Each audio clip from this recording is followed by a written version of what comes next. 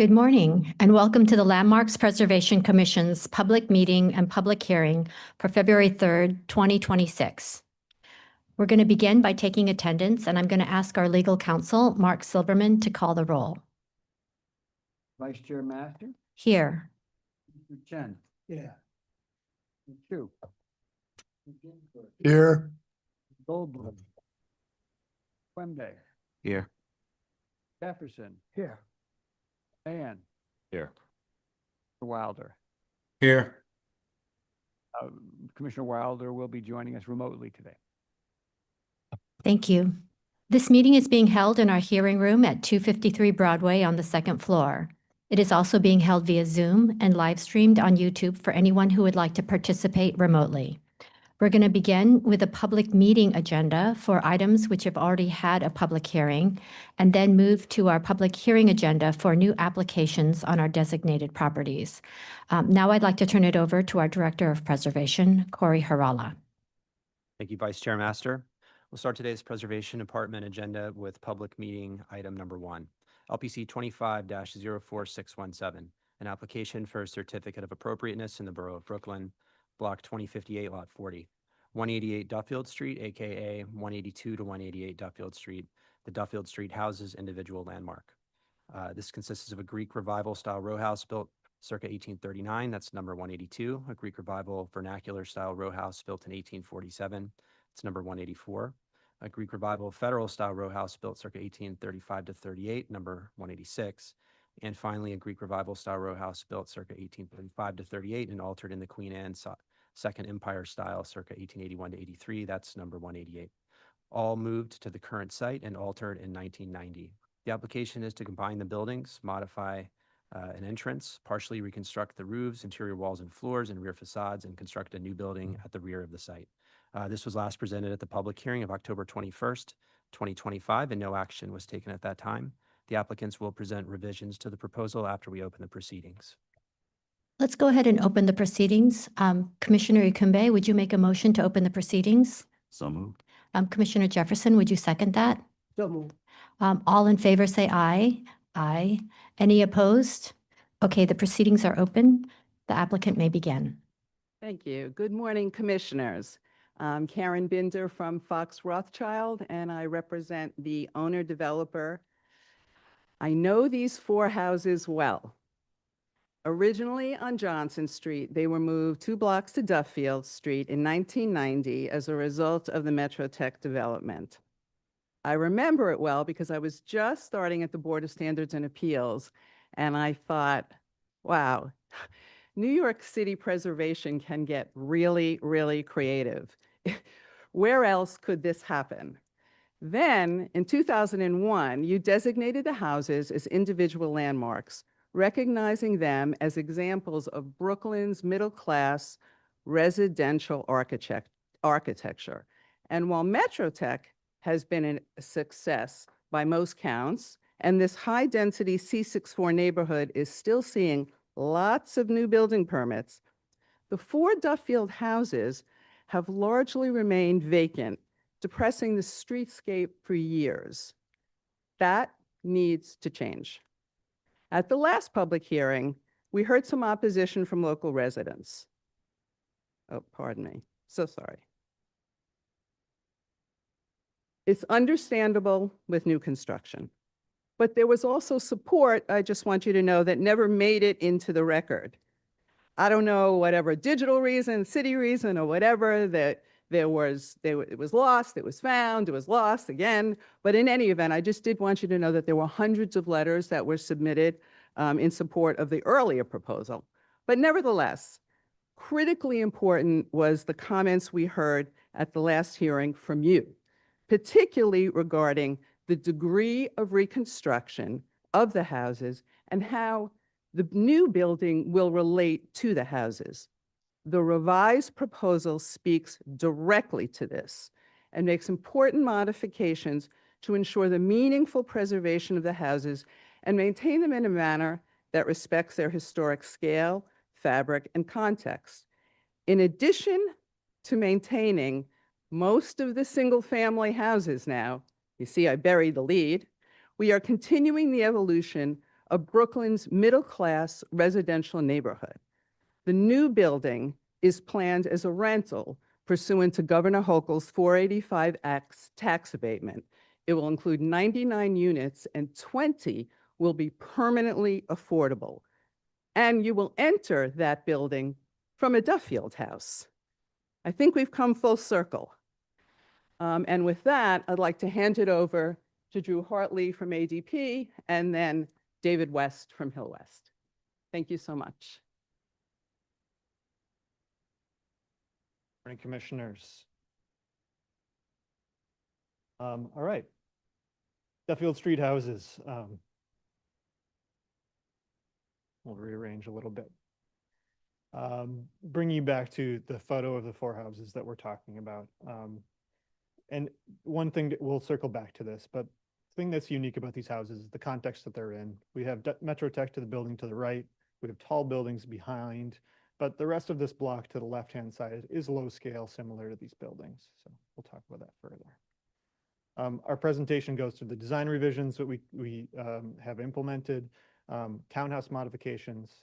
We're taking a closer look at the precedents and reframing them. Last time they were kind of a broad brush, and we're getting more specific, and then the proposed building. So the first thing we wanted to do is, I guess, condense all of your comments that we heard from the last commission hearing. And we heard that we need to preserve more of the existing townhouses. We were rebuilding the floor structures and non-combustible construction. We were moving floors. All of this was because it was combining these buildings with a larger residential development, and it was required by code. But we found a way to not do as much. Two is reduce the number of interventions in the existing row houses. We were changing floor levels to comply with ADA, and we've come back with a new scheme that reduces that drastically. Three is the tower was, the comments that we heard was that the tower was looming over the townhouses.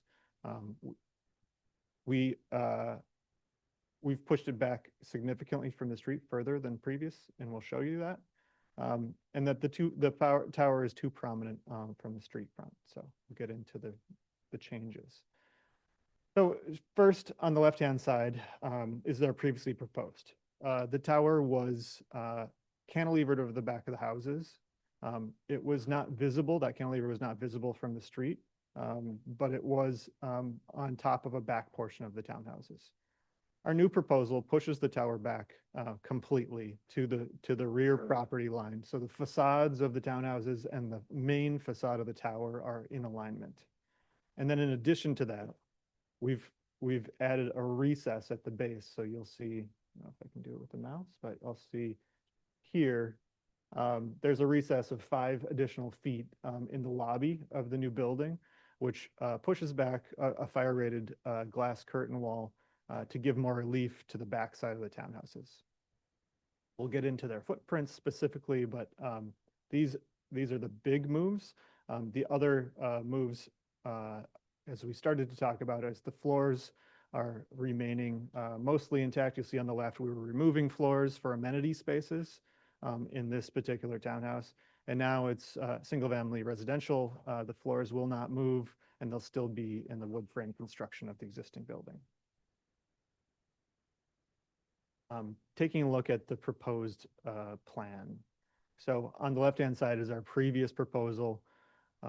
So first thing, I want to draw your attention to the ramps at the back of the townhouses on the left. Those ramps are no longer there because on the right-hand side, the right 3 townhouses are single-family residential. We don't need to comply with ADA. You're accessing those townhouses through the front stoops. And we no longer have to rearrange the floor levels to make that work. So the only townhouse that has modifications to floor levels and to floor construction is 188 Duffield on the far left. So it is still pink in this diagram, but these 3 townhouses are all single-family residential, no modifications to the floor framing, floor levels, or penetrations in the party walls. As we enter through the property, we still have the same entrance at 188 Duffield, but as we enter through, there's a 5-foot gap We showed that in the axon previously, that the curtain wall is pushed back 5 feet, but there's a 5-foot gap that comes all the way down to the ground level. Giving some space for the footprint of the townhouses to breathe. And also the rear corners, we felt this was an important element. The rear corners are free of a new building. It's not subsumed into a new structure. If you look down both the side yards, you can see the back corner of those townhouses. So the footprints are retained, and with a long glimpse down those side yards, you can see the rear corner of the townhouses. Blue areas are exterior areas, so it's not part of the building lobby. On the right-hand side is the service entrance to the building, so that's just open to the air. We have a perspective of that later in the presentation. Moving across, we have a 5-foot by 25-foot courtyard, which we'll see in renderings. And then on the left-hand side, there's also open area before you get to the lot line, and we've framed some openings as you look towards the church on that side. We'll get into that later. So previously, we just had the openings on the right-hand side and none of the openings on the left-hand side. I think the section is probably the most dramatic, that you can see the differences. Our previous proposal was 36'7" from the street line. We've pushed the building back to 48 feet away from the street line. So it goes back an additional 11 feet, 5 inches. You can also see that 5-foot recess in the lobby of the building on the bottom 3 floors. So here we were coming over the top of the building. You weren't able to see this because it was behind the peak. However, now there's no connection between looming over the buildings. It's all in alignment. The rear lot line of the townhouses aligns with the facade above. And in section diagram, we actually started this project way in the beginning. This was our diagram for the project. The sun coming through a clear story window into the lobby, really freeing up those townhouses to set independently in front of our building, and kind of bringing life back to that lobby. So we think it's a strong diagram, both for the townhouses and for living in the lobby. And importantly, the views from the street, you don't see this recess. You don't see it as a cantilever. It's designed not to be seen from the street, but it's designed to be seen from the lobby, from the interior of the building. While we're here, I'm just going to mention, these are now single-family residential units.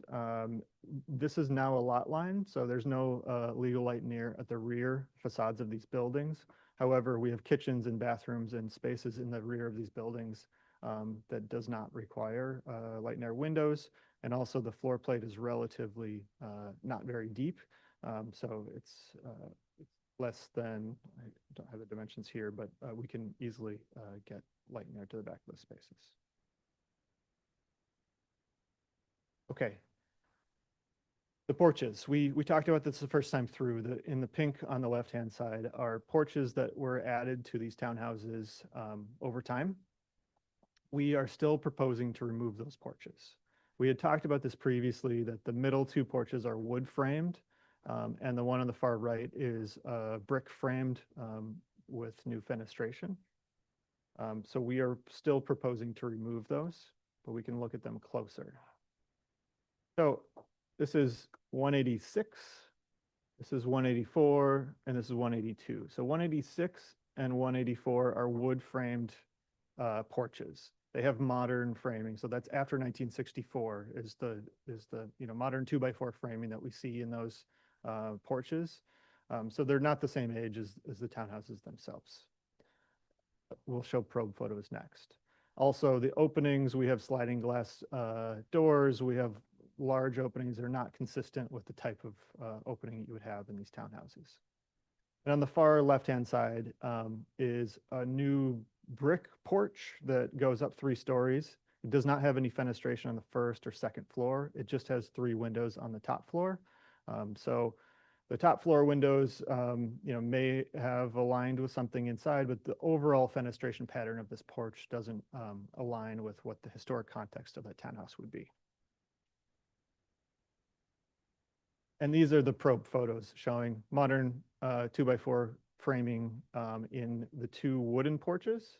Of note is in the brick porch addition at 182, there is rough framed construction in the floors. But as we discussed, it doesn't have the fenestration pattern of the historic rear wall of that townhouse.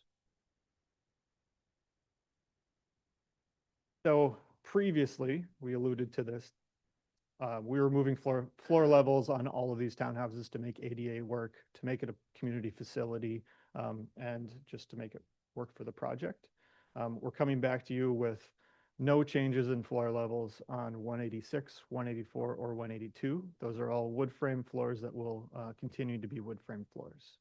The only modifications in construction that we are proposing is at 188. We're lowering the floor to grade so that this can be the accessible entrance to the project. And we're removing one floor to create a larger volume when you come into that space.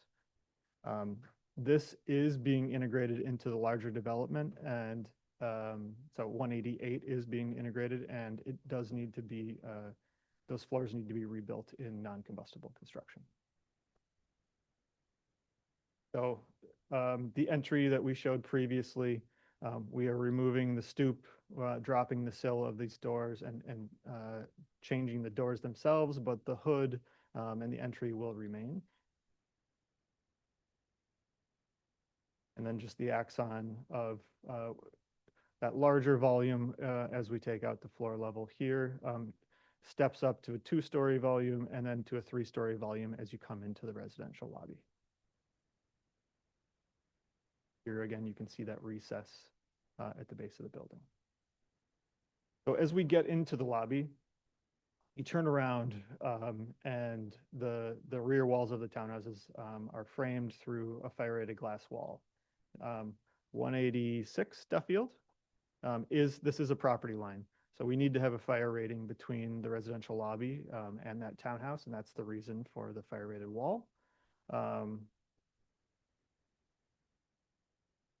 But you enter through it into the lobby, and the rear of these townhouses is framed. The light comes through to the space, and they feel important, and their original footprint is retained and celebrated.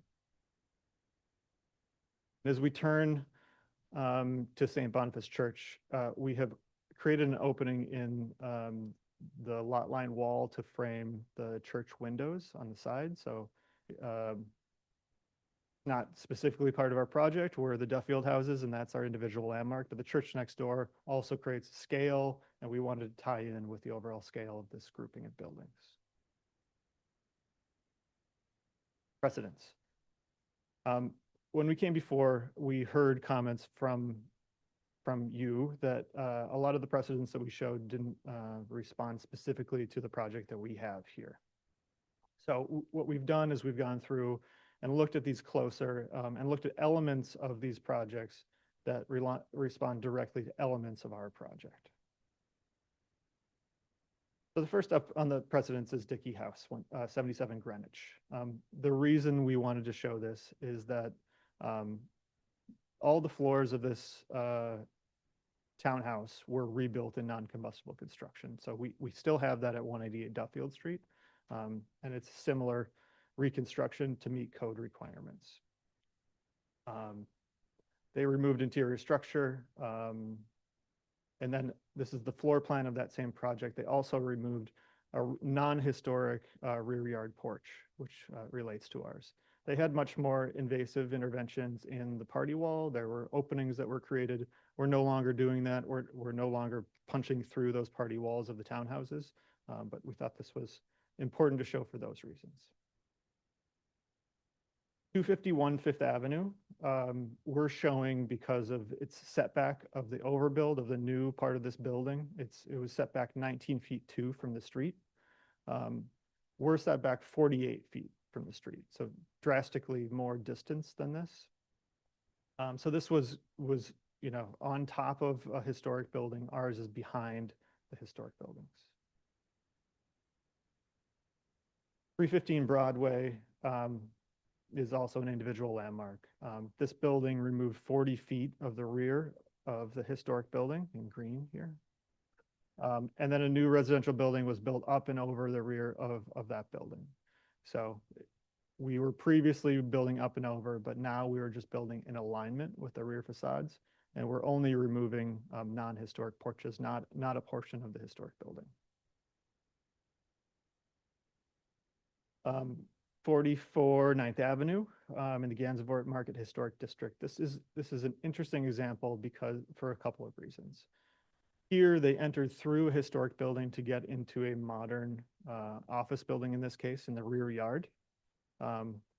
This was set back 40 feet, 10 inches from the street. Ours is 48 from the street, so it's in the same realm as ours, but ours is a little bit further from the street than this project. I'm not sure if you can see it on the screen, but they also did a similar recess between the two masses of the building, so that there was space between the historic building and the new building.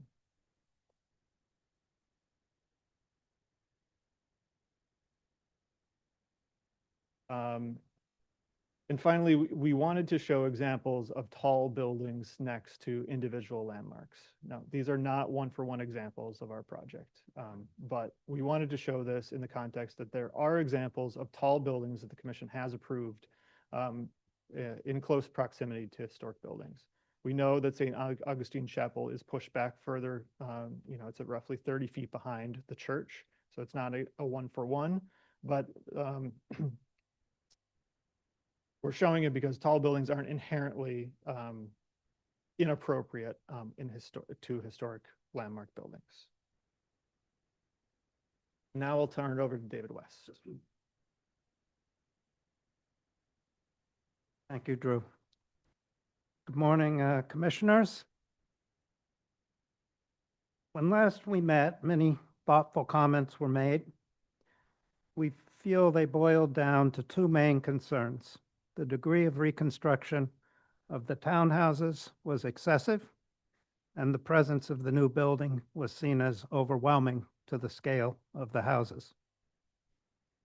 We took a step back and reconsidered the entire approach. After some difficult conversations, we're coming back with a significantly redesigned project, which I truly believe is responsive in a meaningful way.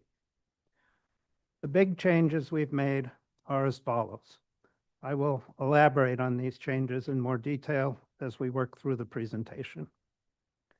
1, the project is being reduced in overall area by 20%. We're forgoing the previously proposed inclusionary housing bonus, reducing from 12 FAR to 10. The new project will still be a rental building using the 485X tax abatement and providing 99 units total, 20 affordable units. 2, we are increasing the setback from the street by over 11 feet, from 36 foot 7 inches to 48 feet. The new building will no longer cantilever over the townhouses. We will respect the original townhouse footprints open to the sky. The irregular depth of the houses will be reflected in the new massing, which will jog around the deepest house, number 184, providing an articulation of the facade that is aesthetically pleasing and also telegraphs the inherent character of the houses. 3, because we are no longer building above the roofs of these houses, we are now able to maintain in full the original structure, which is non-fireproof wood, in 3 of the 4 houses. They will be sprinklered and returned to their original use as single-family homes. Only one house, number 188, will be reconstructed. This house will serve as the front entrance to the new building. It will retain its wood facade, but otherwise be made non-combustible. 4, we have revisited the facade treatment and massing of the new building. Our new treatment is somewhat quieter, using single-height punched windows in the lowest tier of the new building. Higher up, the facade modulation graduates to a multi-story scale, more appropriate to a tower. but not directly adjacent to the landmarks. Because the new building footprint is smaller, the height has increased nominally. We think this is a small price to pay for the major improvements that have been made. We also feel that the tower is of a height and scale that is compatible in the broader context. We have also made an effort to allow the townhouses to be experienced in the round to the maximum extent feasible. We have done this by scooping out the ground and second floors of the buildings behind number 186 and 188. The rear facades of these houses will be freestanding and visible from the lobby of the new building through a rated glass wall. Open space will form a buffer between the buildings. At the north end of the site, behind number 182, we also provide a recess to the full height of the townhouse, allowing it to float in front as the tower is perceived from the street. Once clear of the roof lines of the David? townhouses, the David? building, David, there's no changes in the image. I will get to that Okay. momentarily. I was trying to make my points. Forgive me, I'm almost there. Once clear of the roof lines of the townhouses, the building steps back out to align with the rear wall of the houses below. The new building never extends over the roofs of the houses. Taken together, we believe these changes amount to a major improvement in the project from an appropriateness standpoint. With these points in mind, I will now walk you through the slides that show the design. Here you see a comparison of our previous proposal with the new. Note that the overall height and scale appear similar, but the new proposed is set much further back from the street. It truly rises from the rear yard of the houses, never cantilevers. The lower 10 floors of the new building, up to the height of the Metrotech building next door, are treated with single height punched windows, replicating the present backdrop of the site, which consists of the lot line walls of the Walker building and Metrotech building. Gradually, the openings are grouped to increase in height as the building rises. Near the top, we provide stepped shoulders reminiscent of the Art Deco massing exemplified by Walker and other skyscrapers in the area. The notch in the facade aligns with the deeper footprint of the number 184 townhouse, bringing the DNA of the houses into the massing of the building. The overall height of the building is modestly taller than the previous building, 448 feet versus 395 feet, including bulkhead. We don't feel that this is a meaningful difference given the degree to which the new building footprint has been reduced and the fact that the height of the building would really only be experienced from afar.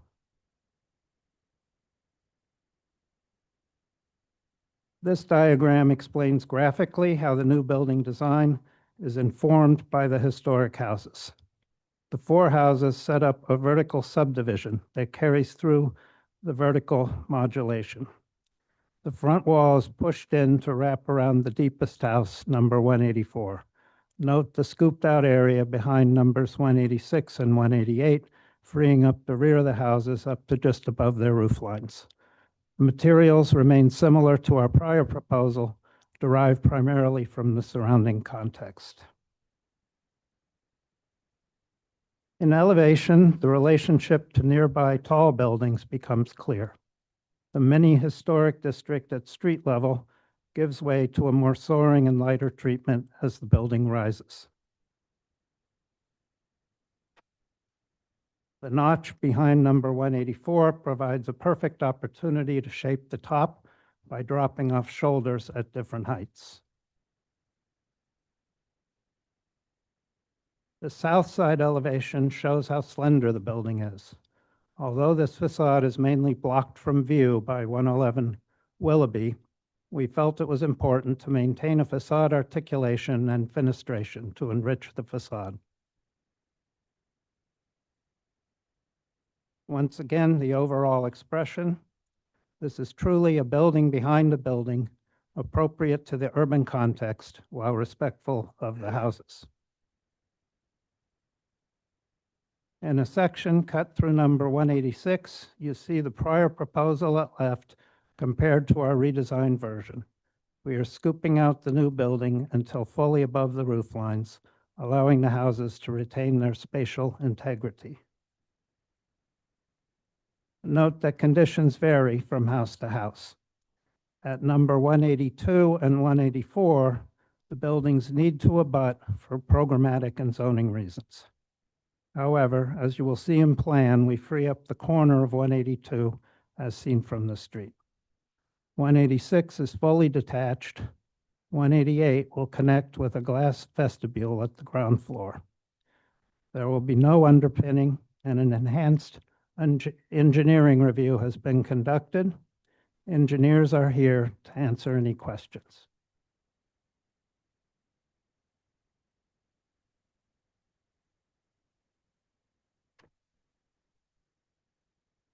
In plan, as shown here, the new building is confined to the existing rear yard of the houses.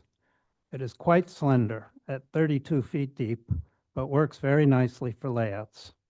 The 20-foot rear yard is the minimum permitted behind the building. The new building occupies roughly 32% of the site, whereas the houses with their front yards occupy 48%. The relationship of the houses to the street is retained. The tower is set back 48 feet from the street line. This slide illustrates our development strategy. The three houses to the right, crosshatched, will remain intact, wood frame and all. They will be treated as separate buildings from a code perspective. The fourth house, number 188, will be reconstructed to meet non-combustible standards and serve as part of the new building. This enables the project to meet the building and fire codes, which require 8% of the perimeter of a building to front on the public street. Note the new bump outs proposed to close the gap between the houses and the property line, shown in sort of orange there. These bump outs are needed to satisfy the 8% requirement and will be built of brick and aligned with the existing chimneys so that they read as a remnant chimney breast on an exposed party wall. Note that the full 14-foot 6 deep front yard remains and that 3 of the 4 stoops will remain. By reusing the 3 houses as single family, we avoid the significant alterations that would result from a change of use requiring full ADA accessibility.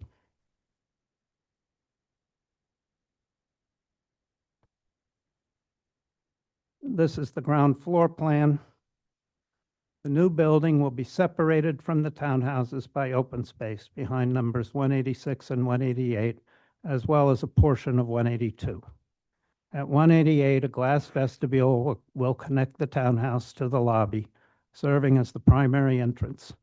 The balance of 188 will be commercial space, adding life to the project and making it mixed use, a necessary zoning requirement.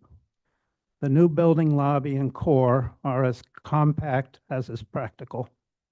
The buildings abut at numbers 182 and 184, necessary to address minimum distance between buildings. The rear yard of the new building will be landscaped and accessible to residents. We are opening up the shear wall facing the church to the south to create a visual porosity there also. The layouts of the 3 single-family houses will be respectful of the originals in terms of stair location, and the party walls will remain intact. Generous and appropriate layouts are provided using the rear portion of the houses for kitchens and baths, while the front are habitable rooms. At the second floor, the lobby and the building at 188 are open to below at this level. The townhouses provide bedroom suites. At the third floor, the condition remains similar.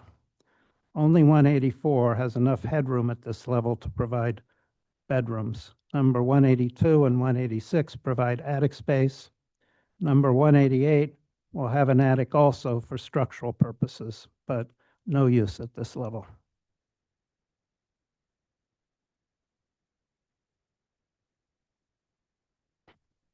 This shows a typical floor in the new building.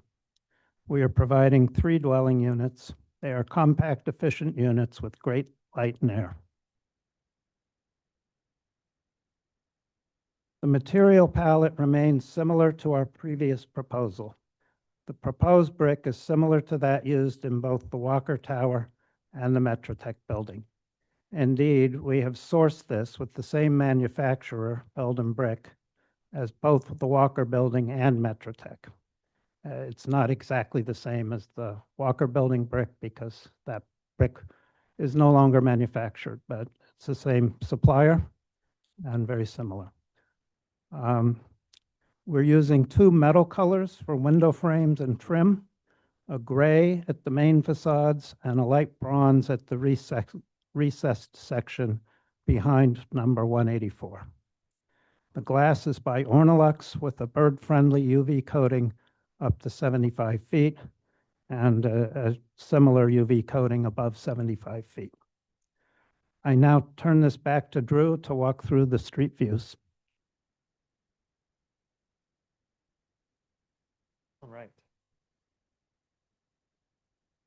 So what does it look like from the street? I think this is where we started. The context of these townhouses is they were moved. They used to be on a fully residential townhouse scale block, but they were moved here in 1990 in this context. The Walker building behind existed when they were moved here. The Metrotech building on the right-hand side was built after they were moved here. But they're in a context of tall brick buildings with punched openings behind them.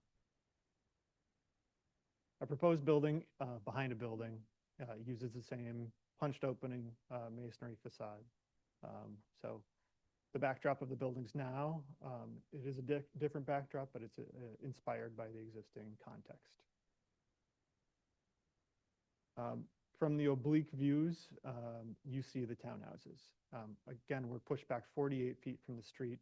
It's a significant distance back. They do not overlap the townhouses at all. And it reads as a building behind a building. You can see the side yards and you can see a sense of light as you get to the rear of the townhouses. So in plan, we showed that the back corners of the townhouses are free from a new building. This is, you can see kind of a prominent view looking past the church. We've revealed an additional window and a half from the Metrotech building. But it is the context that responds to the neighborhood and is pushed back further from the street. As you move away from the building, the new building becomes much more in context with its surroundings rather than in context with the historic townhouses. I'll speak into the microphone. So continuing to step away. This is still down Duffield Street. You can see a portion of the building here, but it becomes less prominent. Working around the building, there are glimpses of it, but it is in a context of tall buildings in downtown Brooklyn, and we talked about the height earlier. Here you can see it peeking out next to its context.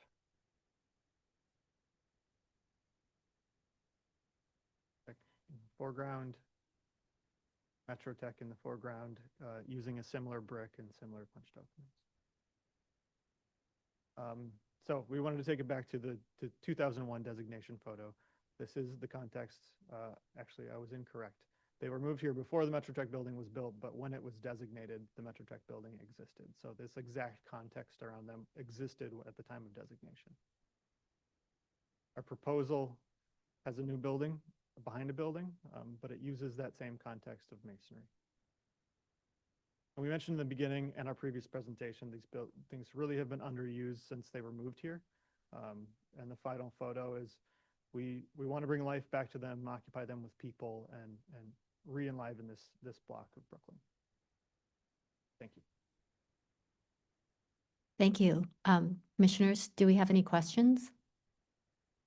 Commissioner Ginsburg? So I have two. The first is, although you're not doing inclusionary housing, you're doing 485X, which has an affordability requirement of a certain number of units for a certain number of years. Is that correct? 20% affordable, it's permanently affordable. Okay. And then the other one is the commercial retail space is entered through the corridor. You're not putting another door in to that. You're entering through the corridor to the building. Is that how it works? Thank you. Commissioner Mahan, did you have a question? Thank you for the presentation. Much was made of the ability to the rear corners of the townhouses. So that would be 182 and 188.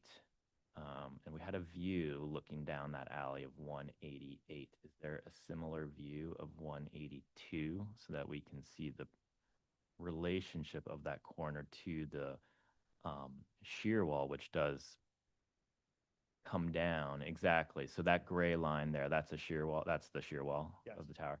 Is there a similar view for 188? Don't have it in Okay. this presentation. Okay, thank you. Oh, I had a second question. I think it would be number 186. Is the lobby looking directly into people's living spaces 5 feet away? Oh, no, our intent would not be to have transparent glass in the back of the houses. I We see. generally have located kitchens and baths there. They're going to either be shadow boxes or they're going to be opaque glass. Thank you. We didn't think it would be Thank you. And I think Commissioner Wilder also has a question. Yes, good morning, everyone. I have a two-part question. So can you please let us know or remind us what the difference is in unit count? And also, is the reason for increasing the height to meet a certain unit count? And why wasn't it originally as tall as you're proposing now? Or at least previous application wasn't as tall as it is now? I'll take that question. Both proposals are intended to include 99 units. The difference is in the earlier proposal, we had a higher percentage of 2-bedroom and 3-bedroom units. The current proposal has, let's see, I guess we actually have more 2-bedrooms now. We don't have any 3-bedrooms. So we reduced the 3-bedroom count from 16 to 3. The 2-bedroom count actually is increased from 49 to 65. The new units are actually smaller because the footprint is quite constrained. The reason why both proposals have 99 units in it is because that's a very favorable number to achieve under the 485X standard. So that's the number we targeted. The reason the building is taller is because the floor plate is so much smaller. We have, as I mentioned at the beginning, reduced the total overall floor area by 20%, but we have reduced the actual floor plate size by, I don't have the percent at my fingertips, but quite a bit. I'd say at least 20%. And so to get the same area back into the building, we had to add a few floors. That's the explanation. Thank you. Stephen, did you have another question or was that it? No, that was it. I think Commissioner Chen had a question.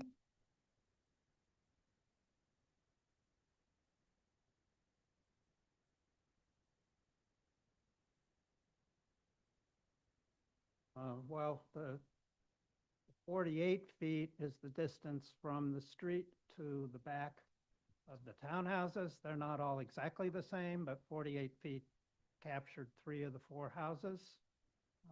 So that's where we can't cantilever over the buildings. They have to sit separately as viewed from the sky. That's how we're able to separate out the 3 houses as separate buildings and keep them non-combustible. Any cantilever would have put us into a different category, which is where we were before, where we had to reconstruct those houses. The 5 feet is just the area that seemed appropriate as we were planning the ground floor. I don't think there's any absolute magic to it. Any other questions? Commissioner Jefferson? So let me try to articulate your design intentions. You're saying that the 4 buildings can be viewed, they're dominant at street level. But as you move out from the street level to the larger context, the background building becomes dominant.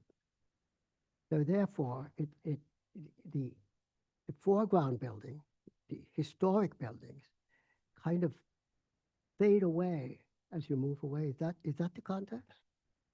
Is that the concept of the design? Well, I think that's,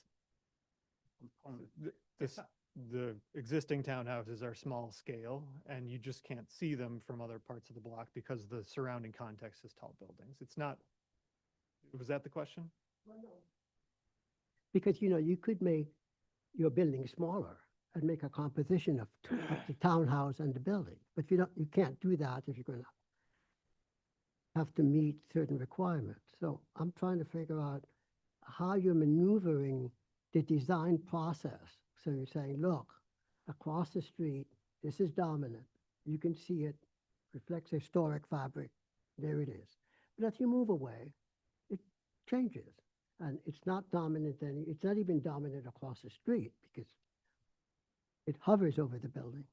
So, the concept of what you're doing makes sense to me in a way, but it doesn't quite solve the problem, I don't think. And I'm trying to figure out how you were thinking about it, If I can take a stab, we have one solution at the lobby level, the first 3 floors, the height of the townhouses. That relationship exists on the street side, it exists on the lobby side. Then we move up into the first chunk of the tower. Those are punched openings in a masonry wall. They relate to the background that you see around the building. And in our view, beyond that, you're really craning your neck to see the rest of the building when you're right in front of the townhouses. It becomes designed to be seen when you're in the larger context. So kind of 3 steps. 1, design at the base of the buildings. 2, design to the context. And then 3, design to the surrounding context. very much. Any other questions? Commissioner Mahan? In the tower, there are, horizontal, the proportion of the represented openings increases in verticality. I think you're achieving that by dark slab covers. Are those metal slab covers? Within the reveal, yes, there's slab covers in between floors at the grouped window packages. So above the 10th floor, we go to double height. Above the, 17th floor, I think we go to triple height. And finally, we graduate to groups of 5 and then 6 at the top. It's just a device to make the scale of the building change as you go up, and then the individual floors within those groupings would have a spandrel, a metal spandrel, and we used a darker gray at the main facade and a light bronze in the reveal, just to make it a little different. Thank you. And my question is about that spandrel, which I believe is likely like a slab cover system, assuming the wall system. In plan on page 43, where is that the edge of that slab cover relative to the brick? That's really my question on either side. I'm trying to get a handle on how present it will be. So in plan there, you have drawn the stone sill, which you've labeled, that's there. But where would this slab cover, which is at the very top of the elevation plan? I don't have that detail with me, but I think typically in our buildings, it would be set back about 8 inches. We can prepare a large-scale section to show you. Thank you. Typical construction. Any other questions? Okay, I'm going to turn it over to Stephen Thompson, who's going to take us through some of the testimony that has been submitted. I'd like to note that LPC received written comments after the initial October 21st public hearing that were shared with the commissioners, including written comments from Councilmember Lincoln Ressler sharing concerns about protections for the existing landmark buildings during excavation and construction. Since the public hearing, LPC also received written comments recommending denial from Assemblymember Joanne Simon, Brooklyn Heights Association, Downtown Brooklyn Community Association, Historic Districts Council, New York Landmarks Conservancy, Victorian Society of New York, 37 individuals, and an online petition campaign in opposition, including 564 signatures. Also, since the October 21st public hearing, LPC received written comments from 1 individual recommending approval. Commissioners, I'd just like to respond quickly to something that the applicant said about the campaign in favor of in that there was this issue that the applicant reached out to us after the hearing to say that there had been. Look, we only received 15 of those emails. We've looked again, and so I'm only correcting to the extent that there was an implication that somehow we lost emails. We don't know why those emails didn't come through, but we received 15 at the time. But they did give us a spreadsheet with the names of 300 individuals favorable.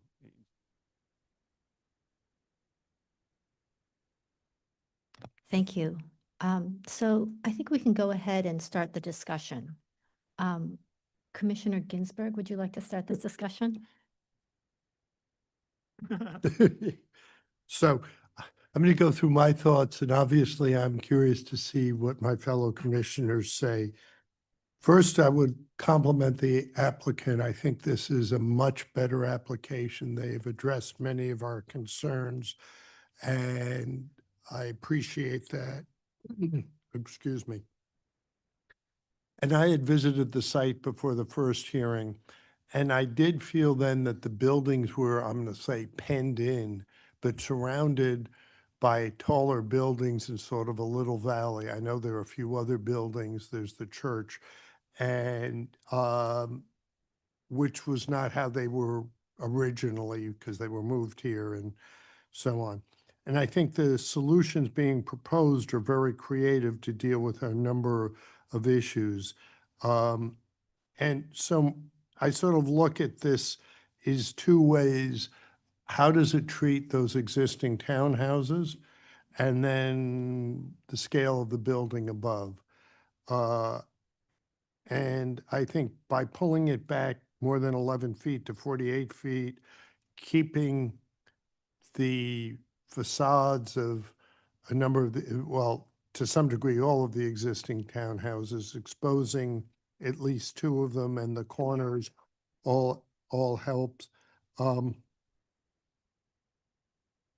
And I realize that the 99 units is responding to legislative decisions in Albany.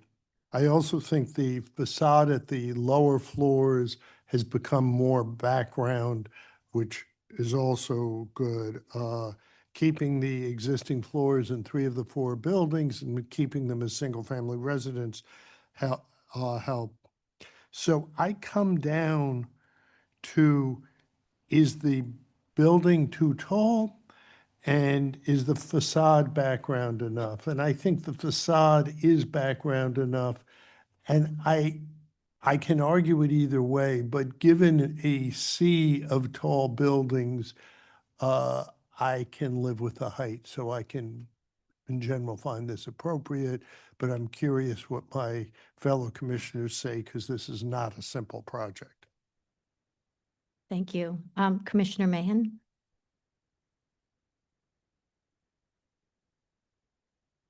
Thank you, Commissioner Master, and thank you for your comments, Commissioner Ginsburg. Indeed, a complex project, a lot to wrestle with here. Thank you to the applicant for their careful presentation and responsiveness to the comments last time. I appreciated the table setting, which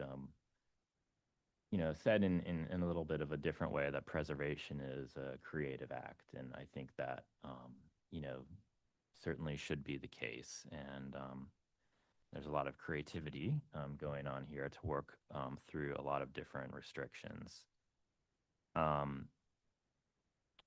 few of the issues that were noted at the last hearing were the issues of this feeling like a rooftop addition to historic townhouses. I think that's no longer the case.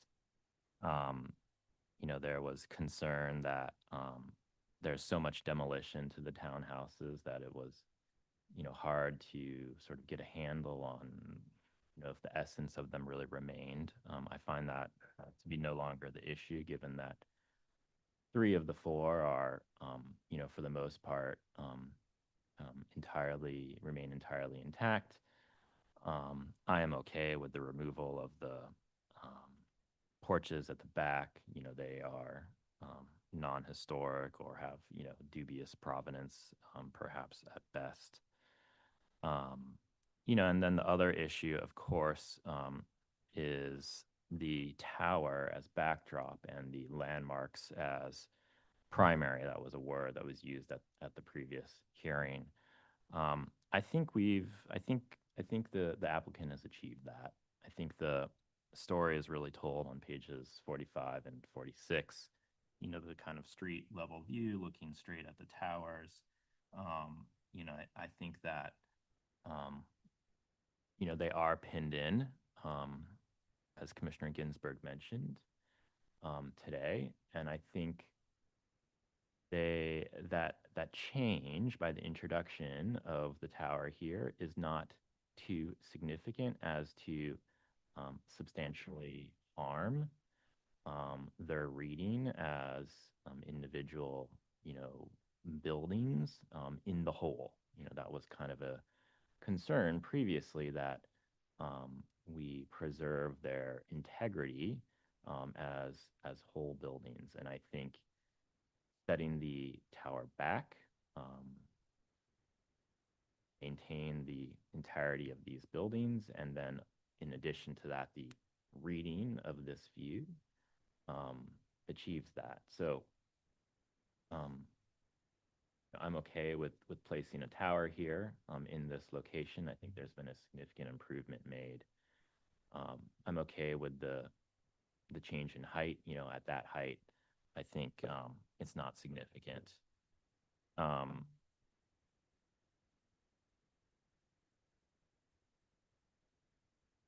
There are a couple of issues that I'd like to talk about, though. So, I think I'm over the big hump of putting a tower here and where is it sited. I find the lobby and the relationship to the buildings at the rear fairly problematic at the moment. I think the sort of offset and creation of a small courtyard is okay. I think the design of this fire-rated wall needs significant reconsideration. That's a complicated system to pull off.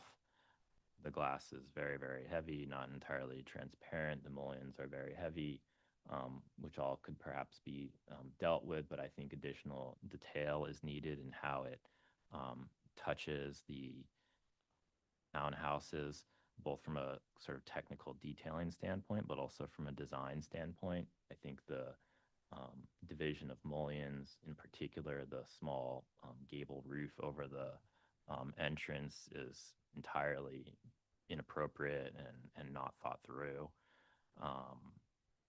I think the translucent glass proposed, at 186 is awkward and needs some more thought.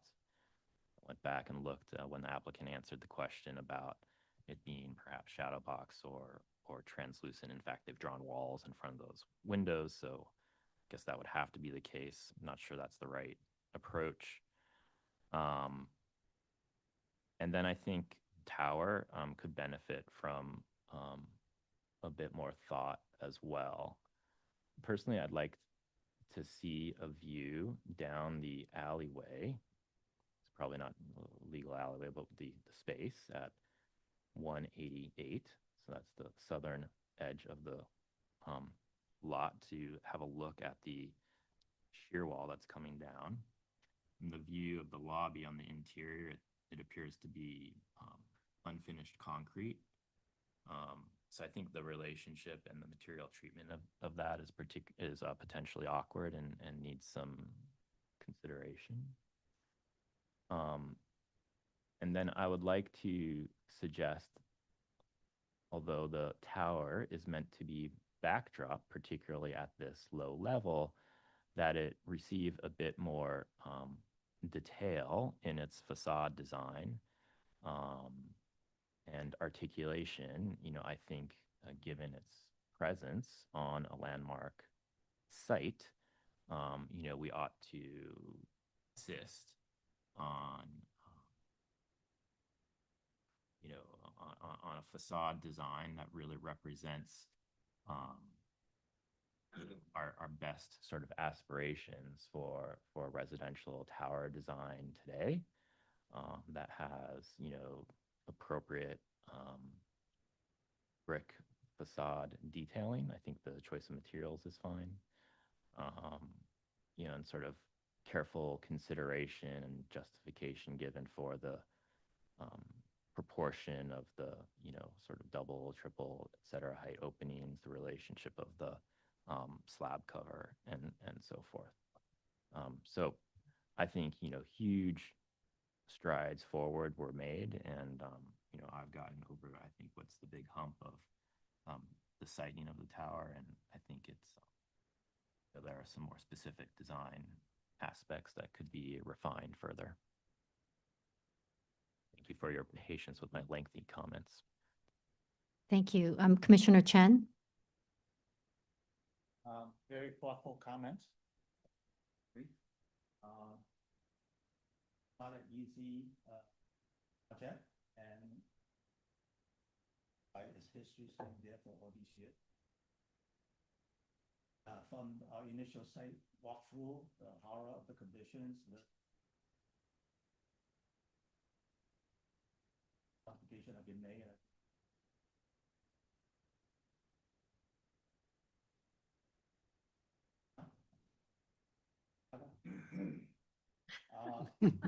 Speaker here.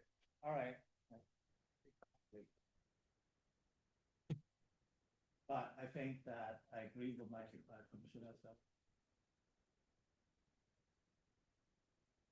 Of the 182 to 184, 86. Is it fact that we can put it back to use?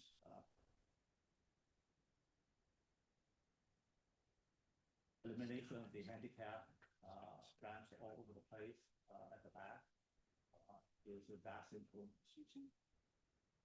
Okay, this mic is not working. Make space. Okay, good, thank you. Is it better?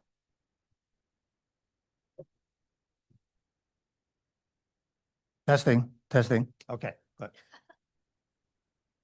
So if you didn't hear earlier, I'm talking about that the putting the 182 to 186 back into adaptive reuse is a vast improvement compared to when we walk through the site. And obviously the elimination of the handicap all over the place in the back and in the front is a vast improvement.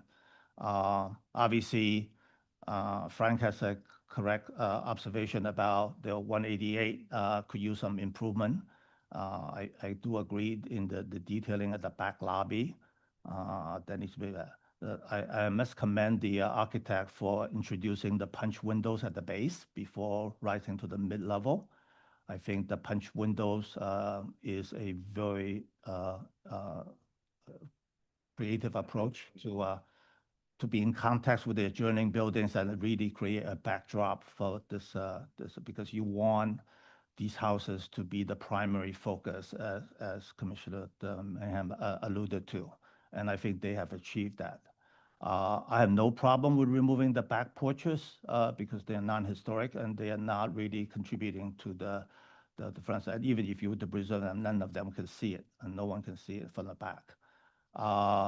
I do think that the lobby treatment at the back on the glass or the fire-rated wall, Commissioner Mayhem's point is well taken. I will leave it up to the rest of the commissioners and see how they feel about the proportion in the top. I think that the is reminiscent of another type of building that I seem to recall from, but I think the proportion could use some tweaking, but the detailing, I think the key is really about that rendering from 46, page 46, 45, that 46. I think this is the key. The window treatment and the detailing will make a tremendous difference in how the public perceive the site as they walk on the street level. And I think that Commissioner Mayhem's comment is absolutely correct, that the detailing and how you treat the glazing and how reflective it is, how transparent it is, the lighting level, the ceiling detail of the interior will contribute to the look, how you make this four houses the primary focus. Thank you. Commissioner Goldblum? Thank you. A complex problem indeed. I agree with my colleagues' comments. I can accept the removal of the rear yard additions. I think that the retention of the functionality of 3 of the 4 townhouses as single-family wood frame structures is a significant change for the better. For me, when this was first shown, my concerns had to do with the precedents selected and how the project did or didn't follow in the footsteps of those precedents. I think here, the precedents that they've selected are much more germane, much more relevant. And I think that they do make a strong case for the appropriateness of this particular construction at this particular site. And I think the reasons for that, for me, have to do with, as others have said, that these townhouses were, first of all, it's not a district. So the discussion about the appropriateness of a highly visible rear yard addition, basically,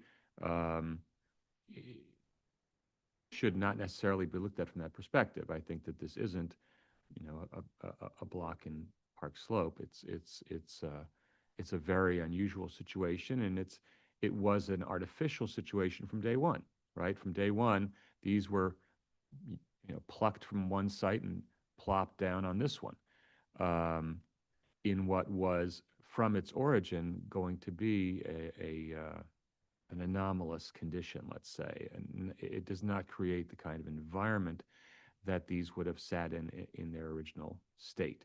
So I think that reason alone gives me the ability to consider the construction of a very, very disproportionate rear yard construction on this particular block of individual landmarked buildings. And I think that the question about whether the proposed buildings significantly worsen the experience of the landmarks is my second kind of thought. Does this construction make what was a bad situation worse?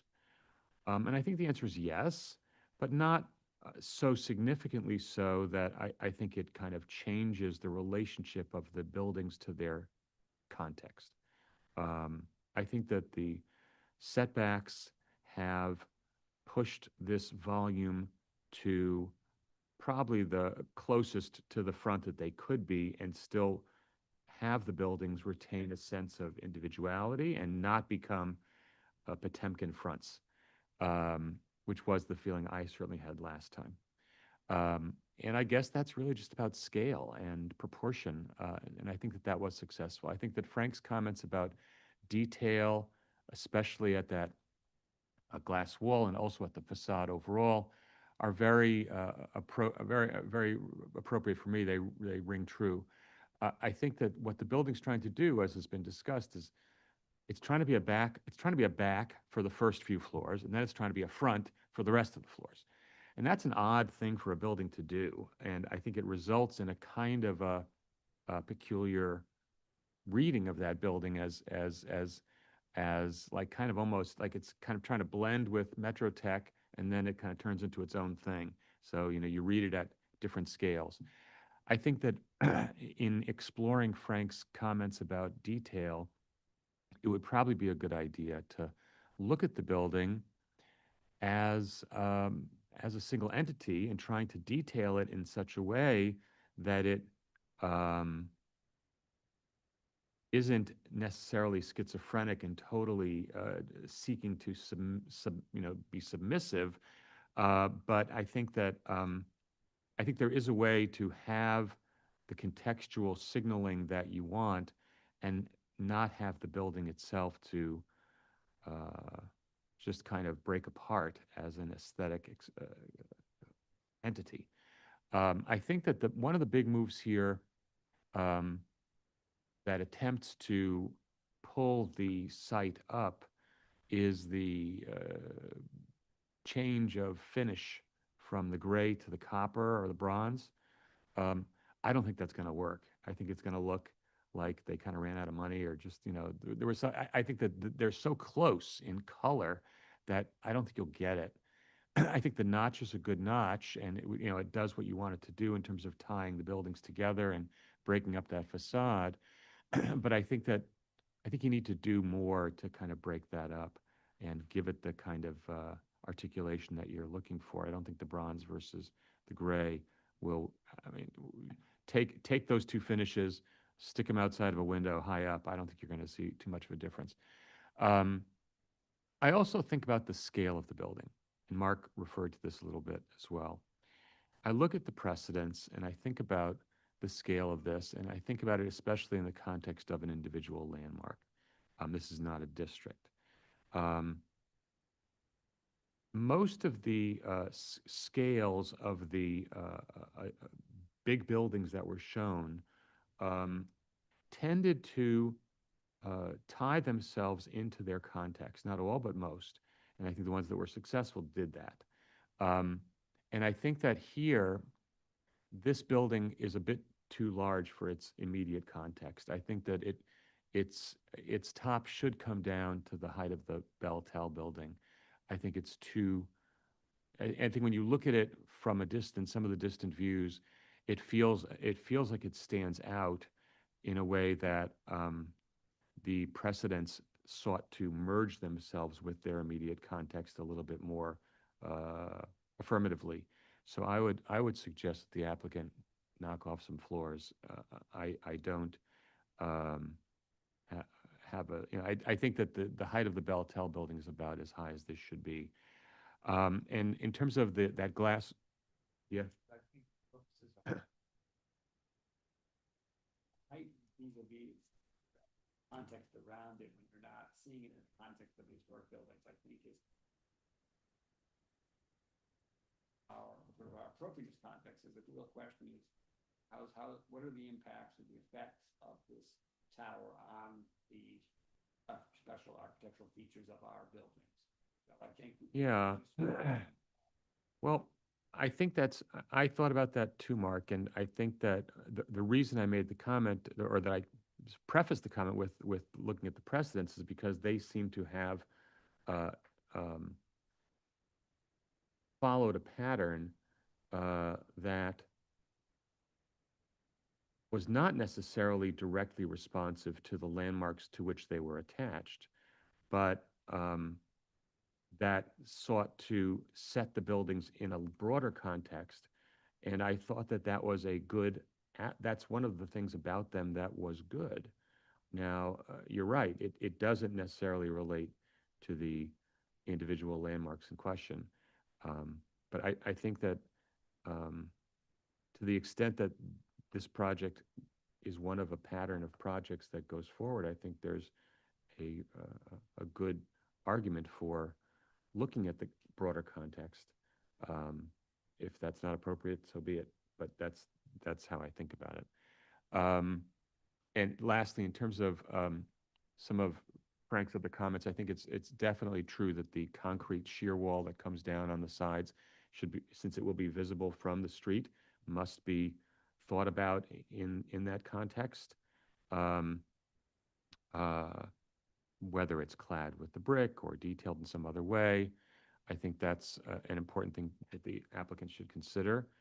I think those little brick things, we got to look at them to know what they look like and see if they just look like weird little boxes or if they do indeed look like like leftover chimneys from a former building, which is a cute idea.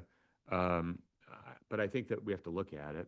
I think that that big glass wall is a peculiar bit of business. I'm not sure what the right approach should be, though, from the perspective of appropriateness. I think that from the perspective of the landmarks themselves, the fact that the windows that look out from the landmark into that lobby are really not going to be windows at all, that they're going to be covered over. It's really about how you see that wall in context with the landmark buildings. I think that the grid that was shown is a kind of an arbitrary, has an arbitrary relationship with that facade. I think a better, more purposeful relationship would be good. I'm just not sure whether it should be all glass or maybe it should be more solid. I don't know. I don't have a specific thought on that, but I think the comment was right. I'm not sure what the solution is. Thank you. Commissioner Jefferson? So the architects spent a lot of time thinking through this project, which is extremely difficult. Formerly, in terms of the urban design that we have to deal with, I think combining the building is appropriate, modifying the entrance appropriate, partly reconstructing the roof appropriate, interior walls and floors appropriate, construct rear facade appropriate, all of that is appropriate. The issue for me is just the image itself. I mean, the 4 historical buildings feel hemmed in. There's no way that we can solve that. We have to accept that. Then you have the background tower behind it. And even if you try to put windows to contextualize it with the neighboring buildings, it's too tall, it's too big. But we do have to deal with realities of urban living and urban context. And even though the building, we can't do anything about the hemmed-in feeling of the historic buildings, we perhaps can do something with the tower. Could we set datum lines to break it up somewhat? But that doesn't really work from across the street or from angle of views. And if you cut it back, I mean, if indeed you cut it down to the level of the existing building, it would absolutely work because three-dimensional quality of the vertical and horizontal and these buildings going across would work beautifully. I'm not sure they can do that. So I don't see how problem can be solved in terms of the height. If they made it all windows all the same, perhaps that would be better. Contextualize the patterns. But I think they need to really think about, if they want to keep it that high, what can they do to the facade to contextualize it more, or scale it down? Thank you. Commissioner Ikumbe?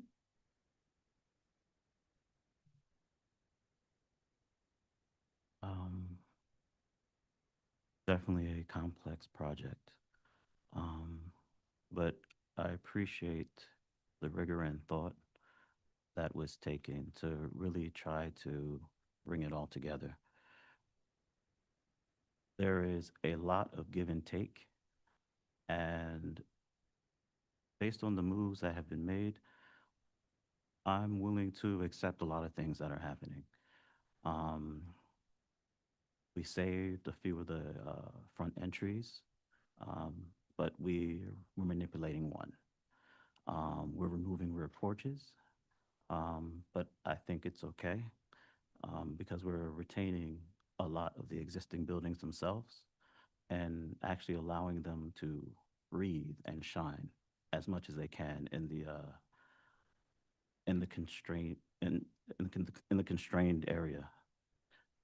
I appreciate how the corners of the buildings are being allowed to breathe as well. I guess I think a lot of the primary items that needed to be addressed have been addressed, and a series of the secondary ones as well. I think it's at the tertiary level where it still needs a little more tweaking. What has been noted, the punch windows of trying to be in context.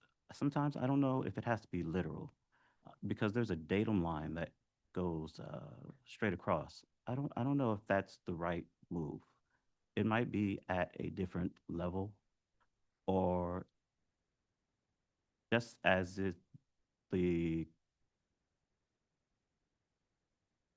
so there's variation in the townhouses.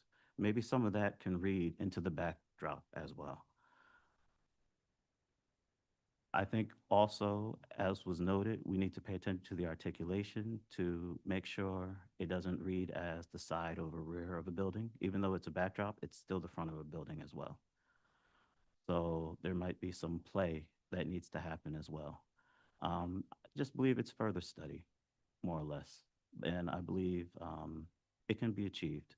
And also, I agree that the relationship between the rear of the buildings and the new lobby is awkward, and it really needs to be flushed out. I think the ideal of a court in between the two buildings is actually a good thing, and actually will provide opportunities to really think about how that space really looks and what it's like to cross that threshold from one space to the other. But overall, I appreciate the rigor and thought, and actually looking at bringing the existing townhomes back to life. Thank you. And now we have Commissioner Wilder. Thank you. So I want to commend the applicant. I think, like everyone has noted or said, this is a very complex project.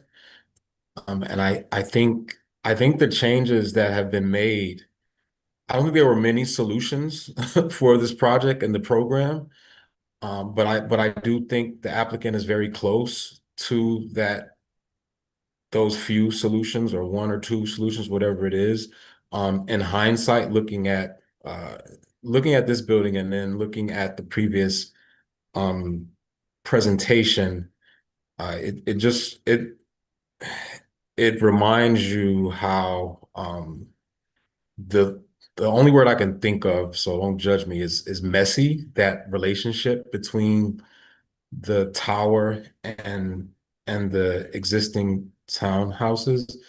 And so I think that's been cleaned up tremendously by setting the building back. I think setting the building back solved a lot of the problems that we were having in relationship to the tower, the townhouses, and their relationship. And just, I think it really just simplified how they came together, as well as solved a lot of the circulation challenges that were there.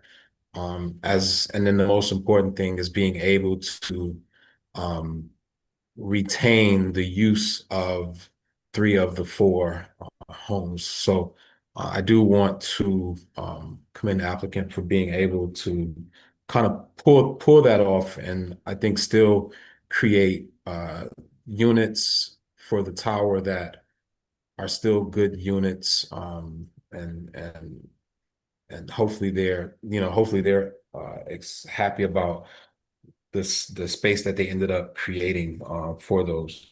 I do agree with a lot of the comments in terms of the tower's design. I think there could be more articulation on the actual facade, and it is weird because we're treating it as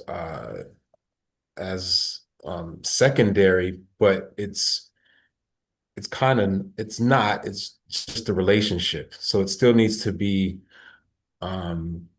it still needs to be approached with the level of care and design that I think complements these townhouses, and not just as a backdrop. I believe I think and I know the justification for increasing the height of the building. I don't think it's appropriate to increase the height. I'm not sure. I won't say what that height needs to be. I think they need to kind of work through that to figure out what a good balance is, but I do think the height needs to be reduced. The porches at the rear, I'm fine with those being removed, as they were not original. There is something tricky or weird happening with the glazing at the rear and how that lobby relates to the rear facade. So I do think that they need to spend a little more time kind of figuring out that relationship. I wasn't too sure of the I guess 182 and 184, how that connection works. So I think that can be a little more clearer, and when they kind of update this presentation. And yeah, I think that it's overall a good step in the right direction. I think removing the need for underpinning is very important for this project. We do know that it's a tight space back there, so it's very important that we're able to protect these buildings during construction and demolition, whatever excavation, whatever needs to happen there. So yeah, I think those are overall my thoughts, but I think it's much further along than previous. Thank you. I'm going to go ahead and give my thoughts as well. Overall, I think that the applicant was very responsive to our comments before, and they have gone a long way in keeping the townhouses intact, especially the 3 houses, the 3 townhouses to the right that they're keeping intact and using as residential, not moving the floor levels, keeping the walls. They're essentially only using 188, I believe, as the lobby. I also think that not cantilevering and then leaving that gap between the townhouses and the building, as well as on the side, keeping more of the massing, keeping it whole, was very successful. So I can find that appropriate. Removing the rear porches is also appropriate. I also feel that when they set the building back, I think they set it back 11 feet. I feel like it is successful as a background building. And I can find the height of this building appropriate, given the context of the other very tall buildings in the neighborhood. I think from the street, you're really going to see the townhouses, and you're going to see this as a background building. Okay, but that said, I think that we do have some work to do. And I'm going to have Corey kind of go through some of the things that probably need to do, and we'll probably have you come back. Yeah, so I think, yeah, and indeed we'll take no action today, but I do think there was a consensus of support for the, the changes that were made to the setting back of the tower. So therefore its placement and the retention of the row houses, with the exception of the one which is sort of the gateway to the tower, a consensus of support for that aspect of the proposal, and for the tower itself to be a tall one. I think the exact number of floors, there were a few thoughts about that it could or should perhaps be lower. So I think we'll ask the applicants to study the overall height. But there were also commissioners in support of the height as proposed, and at least one that thought it was sort of a situation where if the facade design were refined in a different way, then perhaps that could support the height as proposed. So we'll ask the applicants to study that along with staff, but also in particular the design details and articulation of the front of the tower, sort of both at the lower levels where it more closely interacts with the historic houses, but also throughout. And kind of consider the proportions of openings and all of the detailing that happens within them.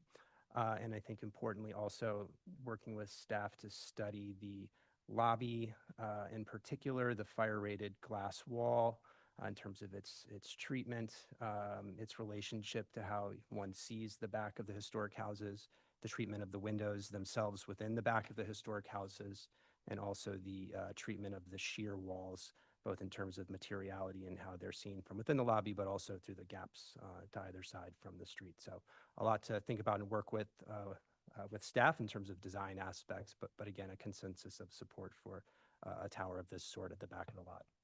And I just want to say Commissioner Ginsburg also wanted to add a comment. I have one suggestion to look at.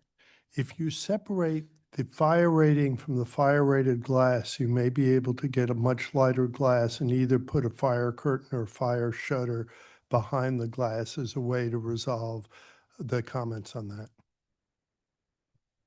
Thank you. So we'll go ahead and have you come back. And please continue to work with staff, and we'll bring you back soon. Thank you. We'll now move to the next item. It's public meeting item number 2, LPC 24-09650, an application for a certificate of appropriateness in the Borough of Manhattan, Block 170, Lot 7501, 346 Broadway, aka 108 Leonard Street, and 50 Lafayette Street, with former New York Life Insurance Company building, individual, and interior landmarks. This is a neo-Italian Renaissance-style monumental skyscraper with neo-Italian Renaissance-style interiors designed by Stephen D. Hatch and McKim, Mead & White, and built in 1894 to 98. The application is to legalize alterations to the designated interior lobby space and non-compliance with LPC permits.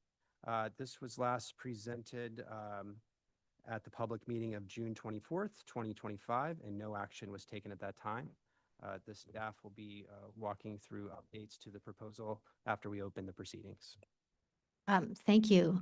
Commissioner Goldblum, would you make a motion to open the proceedings? So moved. Thank you. Commissioner Chen, would you second that motion? Thank you. All in favor say aye. Aye. Any opposed? Okay, the proceedings are open. You may begin. Leanne Pollock, Preservation Staff. Okay.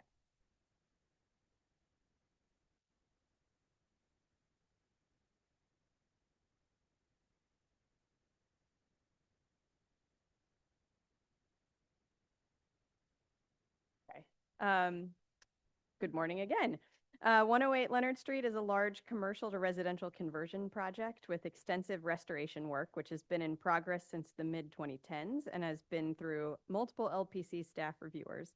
Today, the commission will be considering some completed work at the designated interior lobby space, but since several of the commissioners were not present at the original 2024 public hearing or the 2025 public meeting, I'm going to give a quick overview of the project and the changes. At the time of designation, the building was owned by the city. It was designated as both an individual landmark and several interior spaces throughout the building that you can see in this lower right building section marked in yellow and red were designated as interior landmarks. The current owners have completed the bulk of the conversion and restoration work, including at the banking hall and the marble room, as you can see in the photos on the left. There was also significant restoration work completed at the designated double height lobby space, which serves as the primary entrance to the residential condo building, as shown in these photos.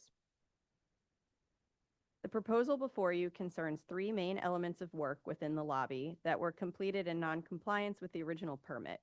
Removal of wall ornaments that were between the garlands on the lobby wall seen here, here, here, and on the opposing side. Changes to the pattern and the coloration of the flooring, and the installation of a desk and tall illuminated cabinet behind the desk. The commission first reviewed these changes at a hearing in June 2024, but no action was taken. At that time, the commissioners felt comfortable with the changes to the wall garlands, the flooring, and the reception desk, but had concerns about the cabinet's impact on the views and experience of the recreated elevator grills. The applicant was asked to consider how to reduce the cabinet's impact with suggestions to either reduce the height of the cabinet or install lighting to better highlight the grills. Given the custom cast glass front of the cabinet, it was infeasible to reduce the height, so the applicant instead focused on lighting the grills. In response, the applicant installed a lighting mock-up, which we'll go over later, and some of the commissioners present saw it in person, and they returned to a public meeting in June 2025, but no action was taken again. Let me run through a quick review of the application for the benefit of the new commissioners and to refresh the recollections of those that were here. First, I'll go over the lobby wall ornament. Originally, there were bronze axe heads and a bundle of rod or fasces motif in the middle of the 6 garlands on the stair walls. At the left, you see the detail of the original ornaments. It appears that at some point the bundle of rods, this kind of lower handle section, was replaced with a simple wood handle. These were the pictures while work was ongoing of what was pulled off the walls. But that potentially the original bronze axe head was still present, as you can see in this photo here. During the course of the renovation, the ornament was removed, leaving what you see now. The bronze axe heads have since been lost. As I mentioned, all of the commissioners were comfortable with this change at the 2024 hearing. Next is the lobby flooring. When the lobby was designated, no historic flooring remained, as you can see here. In historic images, you can see that there was a light-colored field of the flooring with darker geometric patterns and border outlines, which the commission originally approved to be replicated, as seen in this rendering from the 2014 public hearing. In 2016, the developers informally discussed some changes to the flooring with the staff at that time, including using a darker colored stone within the dark borders. There was one sheet of the 2018 amendment that showed a portion of this layout and the updated materials in the finish schedule, but the drawing set showed this inconsistently throughout the sheets. Ultimately, the applicant installed a slightly different color scheme and a simpler pattern that omitted the geometric forms within the borders. Pictured here is what was installed, which again, the commissioners were supportive of at the 2024 hearing. The last item is the lobby furniture, the reception desk, and the semicircular lighted cabinet behind the desk. The applicant submitted a set of drawings which showed a small desk on the floor plan at the public hearing, This was not shown in the renderings or formally mentioned in permits or the commission comments at the time. As with the flooring, a desk and cabinet were informally shown to staff in 2016 and then installed, as you can see here. The unit features a textured cast glass front and wood cabinetry in the back. Behind the cabinet is a series of former elevator bays with replica metal grillwork. Again, none of this is historic fabric. It was all replicated by the applicant. As I mentioned earlier, the commissioners were comfortable with this desk that you see right here as part of the 2024 hearing. Based on the commission's feedback at the 2024 public hearing, the applicant explored some lighting strategies to help better showcase the replica elevator grills. This included installing a dimmer on the cabinet lighting, so that could be lowered. In addition to concealed linear fixture at the transom of the grill and a hanging pendant light at the rosette on the ceiling. They installed a mock-up at just one bay, but the intent is that this mock-up would be translated to each bay of the elevator grill. The left picture shows the situation without the lighting and with the cabinet at its full illumination, and the right photo shows the lighting mock-up that was installed and that some of the commissioners viewed in person. I'm happy to answer any questions. Aaron Ruley with Higgins Quaysbarth and representatives of ownership are also available for questions, but first Mark has a few comments. Thanks, Leanne. Just a word about the cabinet, commissioners. At the last hearing, as Leanne said, most of you were in support of the cabinet in conjunction with the lighting, but there were a few commissioners that wanted it to be a little shorter. We have confirmed that there is an LPC approved stamp drawing showing these items at the, that was, stamped by the staff. Given this and the applicant's reasonable reliance on that stamp drawing, staff recommends the cabinet be approved with the proposed lighting of the elevator grills, with the understanding that this is these are design elements that will likely change over the, in the next, 10, 15 years or whatever, and that, given the reliance, that we think it's appropriate to approve the cabinet as is with the lighting. Thank you. And did we have any letters, Stephen? Okay. So I think we can go ahead and start this discussion. In fact, I'll go ahead and start this. I remember actually visiting. It was beautiful. The lobby, the applicant did a tremendous job in renovating the space, and it really is spectacular. So I recall this presentation well from the first time. I think we had approved everything except for the cabinet. And I think some of the commissioners had said that the lighting was too strong.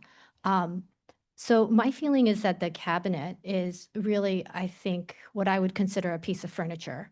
And I think that it's removable, reversible, and as Mark had said, it probably will be replaced, when, the next design comes in. That said, they did respond to our comments by putting a dimmer in, reducing the light from the cabinet, and also putting pendants to kind of highlight the grills in the background. And because of that, and because we did find LPC stamped, approved stamp drawing, I can find this appropriate. Commissioner Ginsburg? I agree. I also think it's really important if we, including the staff, approve something, that we then don't go back on our word, even if, it just creates bad precedent. So I can find this appropriate. Thank you, Commissioner Mann. I concur. Thank you, Commissioner Chen. Thank you, Commissioner Goldblum. Commissioner Jefferson. Concur. Commissioner Kimbe. Yes, it's fine. And Commissioner Wilder. Yeah, I find appropriate. Okay, thank you. So I will go ahead and read the motion.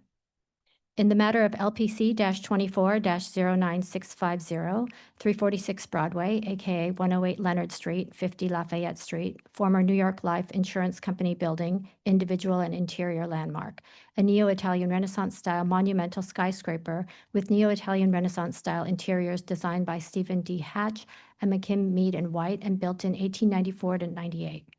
Application is to legalize alterations to the designated interior lobby space in noncompliance with LPC permits. I note that by the time of designation, the historic decorative metal elevator grills and the marble flooring had been removed as documented in historic photos, and the applicant proposed and the commission approved recreating them. I recommend approval, finding that the marble flooring features dark-colored borders with lighter infill that recalls the pattern of the historic flooring design and reinforces the location of architectural elements within the interior, such as the plaster molding at the ceiling, columns, and curved back wall, thereby unifying the interior space. That the bean-shaped polished chrome desk and freestanding wood and opaque white cast glass partition with built-in cabinetry fit harmoniously within the geometric design of the marble flooring, are well crafted and are reversible with minimal attachment points. That the lobby is a functional focal point for building residents and visitors, with circulation including an open passage between the new partition and the replica elevator grills behind the new elements, which provide access to key building amenities while allowing views of the grills. Therefore, the installation of the partition and desk have not impeded interaction with and appreciation of the grills. That the globe fixtures proposed at the ceiling will recall historic light fixtures in the lobby, and the linear cove fixtures proposed at the elevator bays will not damage historic fabric, are unobtrusive, and in conjunction with dimming the intensity of the illuminated partition, will call attention to the reinstated grills, thereby enhancing their presence. That the fasces ornament mounted at the lobby walls between bronze garlands were symbols for the original commercial building occupant, the New York Life Insurance Company, and the original metal handle bundle of rods, portion of the fasces, were removed from the wall and replaced with a wooden handle prior to designation. Therefore, the removal of this element only eliminated a small amount of historic fabric. That the garlands are mounted closely together and the absence of a central element does not call undue attention to these elements. And that the cumulative impact of the desk, the cabinet, the new marble flooring, and the removal of the fasces does not detract from the historic design and significance of the architectural features of the designated interior and supports the enhancement, evolution, and adaptive reuse of this lobby space from office to residential. Commissioner Ginsburg, would you second that motion? Second. Thank you. And Mark, will you call the vote? Vice Chair Master, Aye. Commissioner Chen, Aye. Commissioner Ginsburg, Aye. Commissioner Goldblum, Commissioner Ikwembe, Aye. Commissioner Jefferson, Aye. Commissioner Mann, Aye. Commissioner Wilder. Aye. 8 in favor, none opposed, the motion passes. That's been approved. Thank you. Let's move to the next item. Next item is public meeting item number 3, LPC 26-03584, an application for a certificate of appropriateness in the Borough of Manhattan, Block 489, Lot 15, 83 to 85 Sullivan Street, the 83 Sullivan Street individual landmark and 85 Sullivan Street individual landmark, both in the Sullivan-Thompson Historic District. These are 2 federal-style row houses built circa 1825. The application is to construct rooftop and rear yard additions, reconstruct the side and rear facades, and excavate the rear yard. This was last presented at the public hearing of November 25th, 2025, and no action was taken at that time. The applicants will present revisions to the proposal after we open the proceedings. Thank you. Commissioner Ginsburg, would you make a motion to open the proceedings? So moved. Thank you. Commissioner Mahan, would you second that motion? Oh, Commissioner Chen, would you second that motion? Thank you. All in favor, say aye. Aye. Aye. Any opposed? Okay, the proceedings are open. The applicant may begin. Thank you. Good morning, Commissioners. Sarah Scher, Higgins Quaisbarth and Partners, the Historic Preservation Consultants on the project. I will just give a very brief introduction, and then Jonathan Taves from Davies Taves Architecture will go into more detail. As you may recall, 83 and 85 Sullivan Street are 1825. We were constructed together in 1825. after a fire burned down the original houses on the site, and then both were raised 1 story in the late 19th century. We're located just south of Spring Street on the east side of Sullivan Street, and there's a parking lot to the north of the property.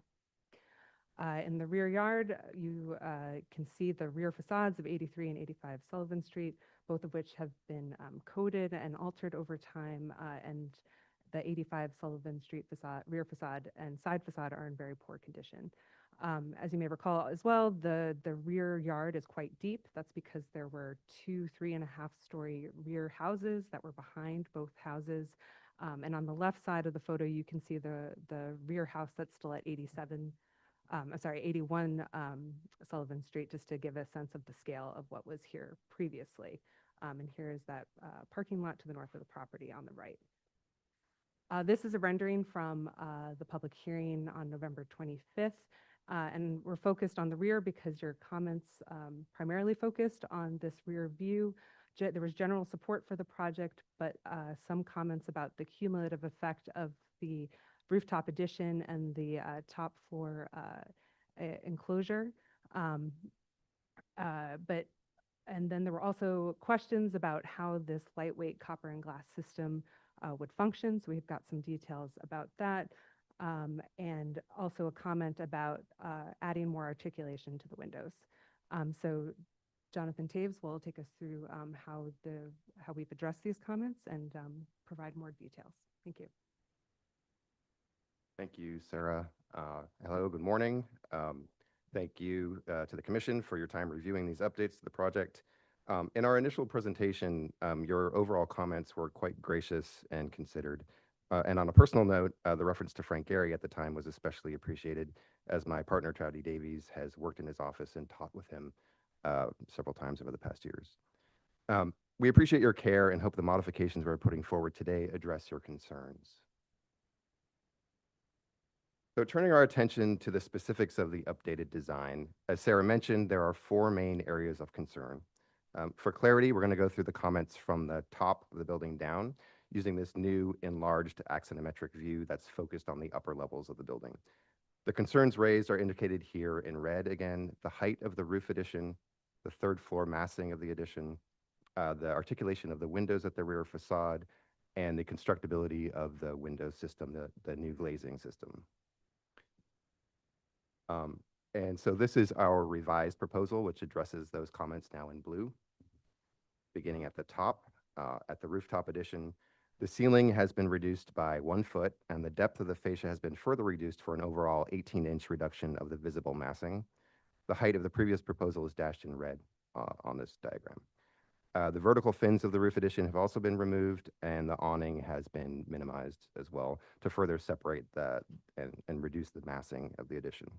The height of the interior room in the rooftop addition is now equivalent to the original floors below, and you can see as well that that height is actually countersunk within the existing height of the parapet by about 3 feet at the front. The enclosed addition on the 3rd floor has been replaced with a smaller open-framed porch. The overall depth of this addition is reduced by about 1/3. It's about 6'8" shorter back from the building. As well, the size of the framing has been reduced to increase visibility of the historic roof line. So a couple courses of brick are completely exposed above that. As a result of making the 3rd floor, the material expression of the porch the porch roof is structural glass, which allows for increased light at the restored rear facade. And as a result of making the 3rd floor addition into a porch, the entirety of the exterior wall at the 3rd floor is now outside with openings restored. Finally, the windows at the restored rear facade have been detailed to match the historic 2/2 windows proposed for the front facade. So all of the openings in the original facades share the same visual language. Here's a side-by-side comparison for clarity. You can see the difference in the 3rd floor massing, previously an enclosed volume, now a small open porch, and the light on the continuous 3rd floor exterior facade. So I'm going to go quickly through a step-by-step comparison of our previous and current proposals. As a reminder, along with the complete restoration of the Sullivan Street facades, our client's proposal also includes the structural rehabilitation of 85 Sullivan Street. Here's a rendering of that existing back wall. where you can see the dilapidated condition of both buildings and especially of 85 Sullivan, which currently relies on an internal scaffolding for structural support. So our first step at the rear of the project is the restoration of the back facades.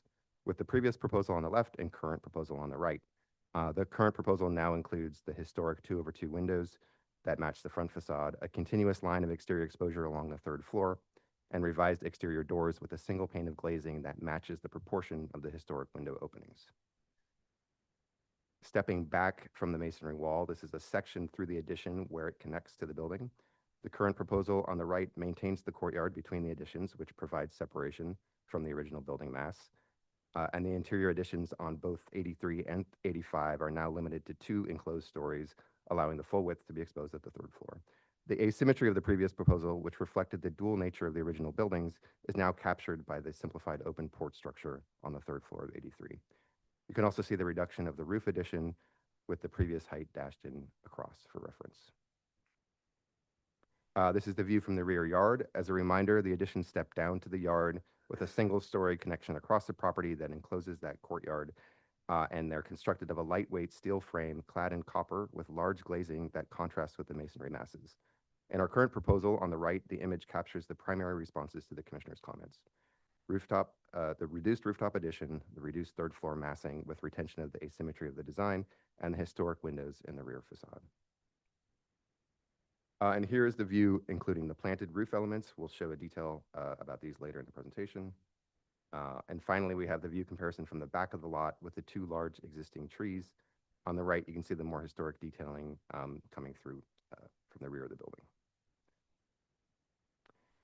To further clarify, this is a detailed view comparing the previous and current proposal for the third floor at 83, as viewed looking across the courtyard from the rear of 85.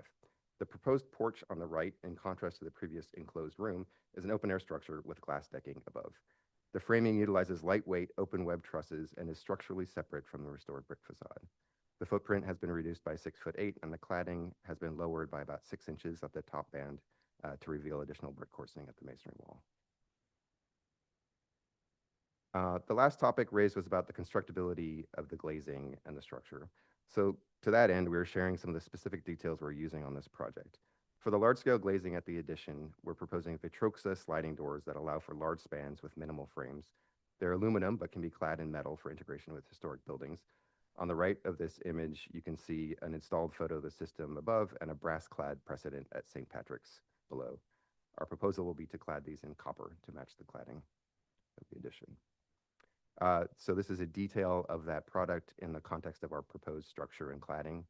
This is a detail at the outside corner of a typical addition bay, which shows the 7/8 inch mullions and the 1.5 inch outer frame of the system. This system uses structural glazing, which minimizes the overall frame size. And this is our preliminary detail of the integrated planters at the terraces, which appear in the renderings as these planted zones. The upper left photo is a recently completed project with a similar detail to what we are proposing, which is drawn on the right. At the long span of the living room, the structural beam would be set up into the parapet, and the intention is not a full green roof, but this perimeter condition similar to a built-in planter. So these details correspond to the renderings that we've been showing, which you can see here, looking again at the currently proposed view from the rear. This image also includes some furniture for scale and illustrates the condition with the sliding doors open that exposes the view to the original masonry wall within the courtyard. Moving to our building sections, this is a section through the courtyard showing our previously proposed roof addition highlighted in red. And this is our proposed section with the reduction of the roof addition. The ceiling height, as I mentioned before, has been reduced to 9'3", which matches the ceiling heights of the lower floors. And you can see how the addition is countersunk within the roof line as it was in the original proposal. Here's a side-by-side comparison of that section. And this is the section cut through 83 Sullivan. Previously, we were proposing a 3-story addition. That third floor is highlighted in red here. And this is the current proposal with the open porch, third floor, and then side-by-side comparison of that condition. Moving to the view from Sullivan Street, this is the previously proposed rooftop addition in red and the lowered current proposal. And this is a rendered comparison of those two views. So current proposal on the right. This is the proposed elevation in context, just a reminder of the varied nature of this historic district and the lack of a continuous roof line on the block. So finally, we had the mock-up revised to reflect these reductions at the roof addition. These are updated mock-up photos on the left with the photo montage on the right, the view from Spring Street looking down Sullivan, moving down Sullivan Street from Spring Street, the oblique view from across the street, and finally the view from directly across Sullivan Street. The addition remains out of the line of sight here with only the chimney massing visible, which is typical for buildings of this type, and there's no change from the original proposal for that view. Thank you again for your time. Thank you. Commissioners, questions? Commissioner Goldblum and then Commissioner Ginsburg. So before you go away, the rear balcony with the structural glazing on top, that's a place where one can walk on the roof? Yes.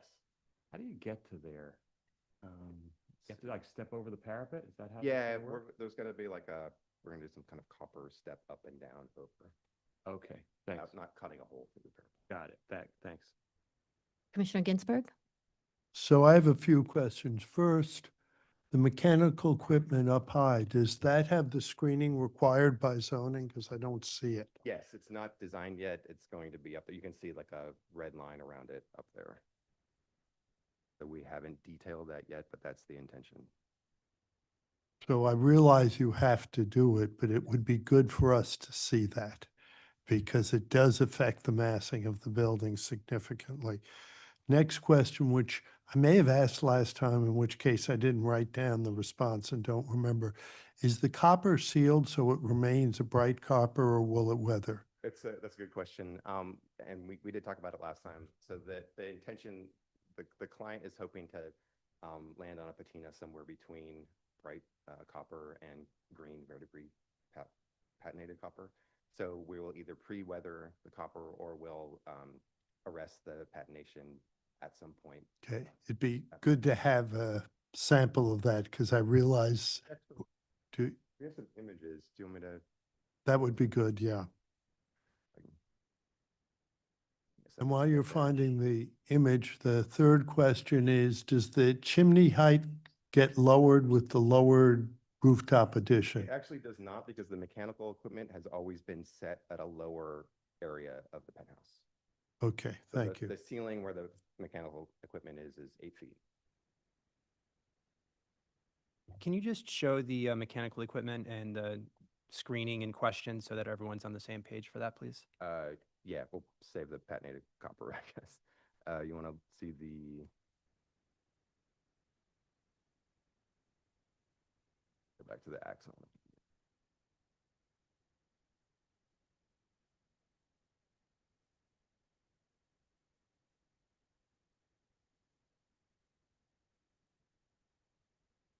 You can see it. You can see the bulkhead stair here.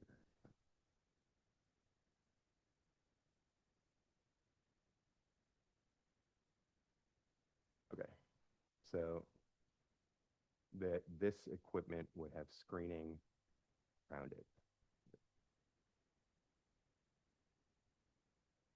Or you could clarify, so it would be as tall as that equipment and with some sort of space around it, Yes, it would be in line with where you're seeing that railing.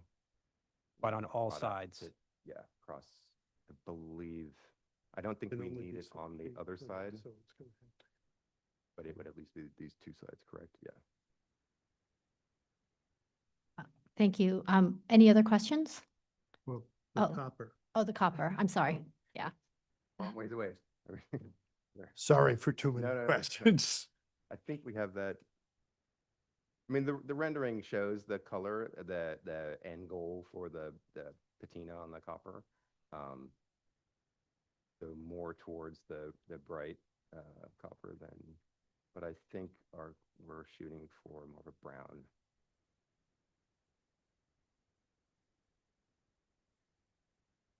Like this type here. So not this far and not this fresh. It's somewhere between. Thank you. We do have a palette in here. It's similar. Thank you. Commissioner Jefferson, did you have a question? I have two questions. One has to do with the side facade. What's the side facade material? The side facade is stucco. Yeah. And the second question, fireplace. I see that it's on the ground floor. Yeah.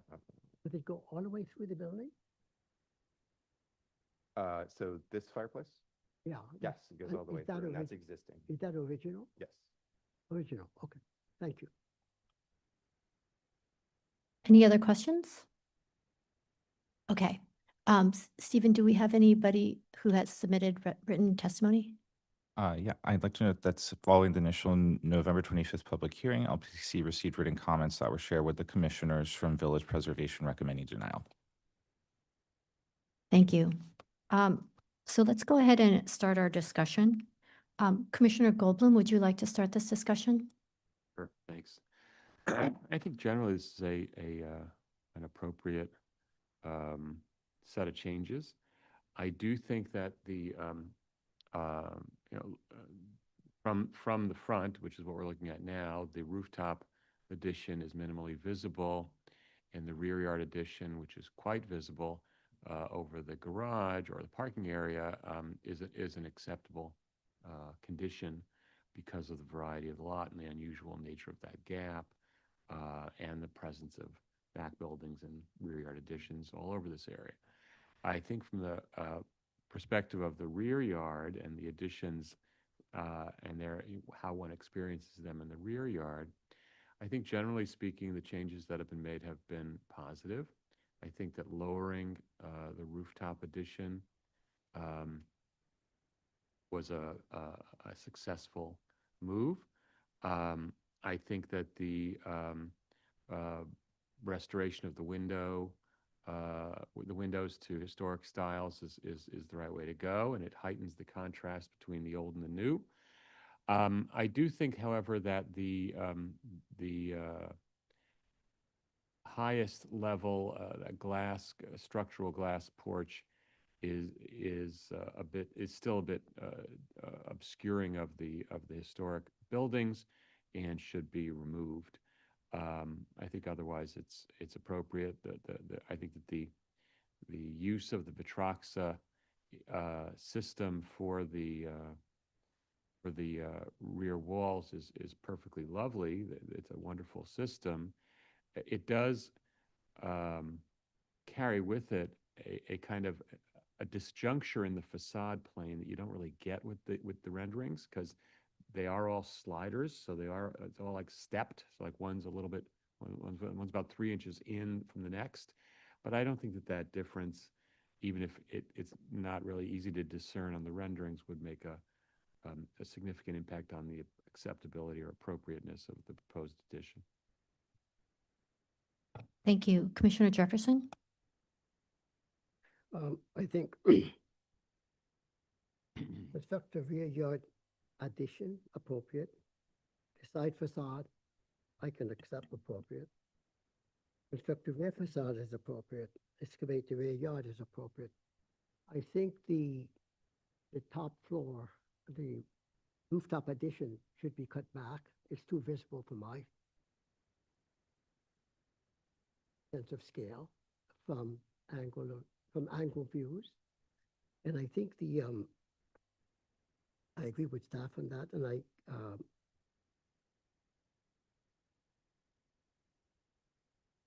and the chimney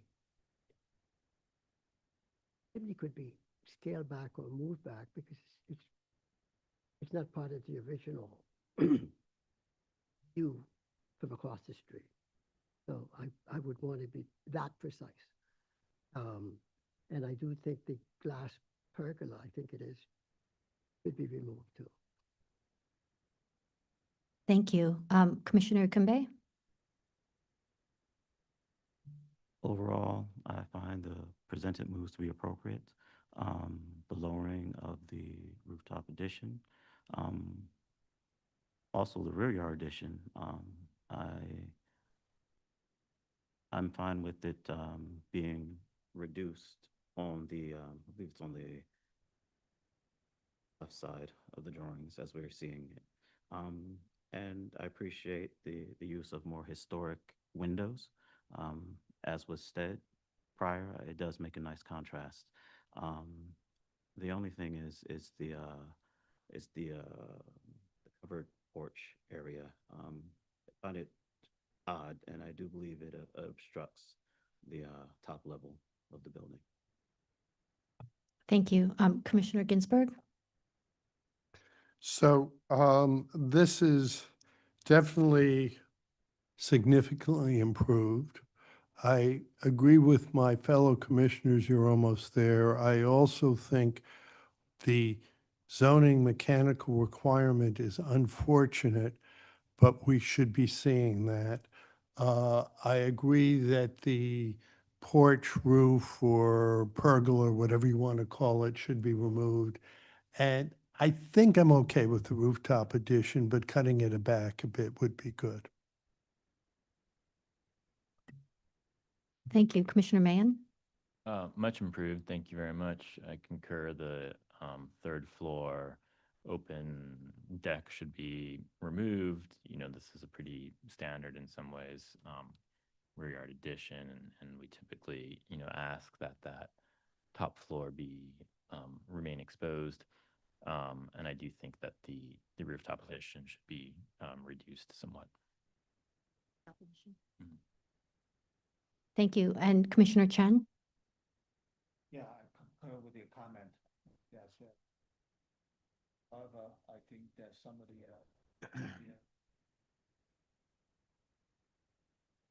And thank you. Commissioner Wilder? Yeah, I agree with most of the comments that were made. I think this is definitely an improvement. I think the minor tweaks really helped a lot. I'm okay with the porch, I guess, at the third floor. So yeah, I think adding the historic windows does really allow you to see the difference between what's old and what's new. And I think you can still see that with the porch. I don't think it detracts. For me, it doesn't detract too much. But I'm okay either way. Thank you.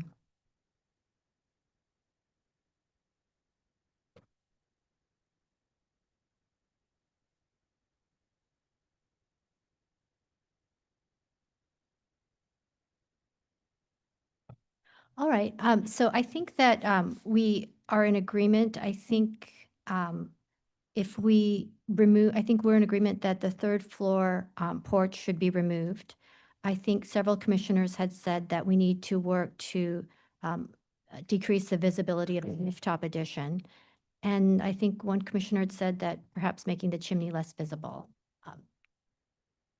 Regarding 83 to 85 Sullivan Street, 83 Sullivan Street individual landmark, and 85 Sullivan Street individual landmark, in the Sullivan-Thompson Historic District, the application is to construct rooftop and rear yard additions, reconstruct the side and rear facades, and excavate the rear yard.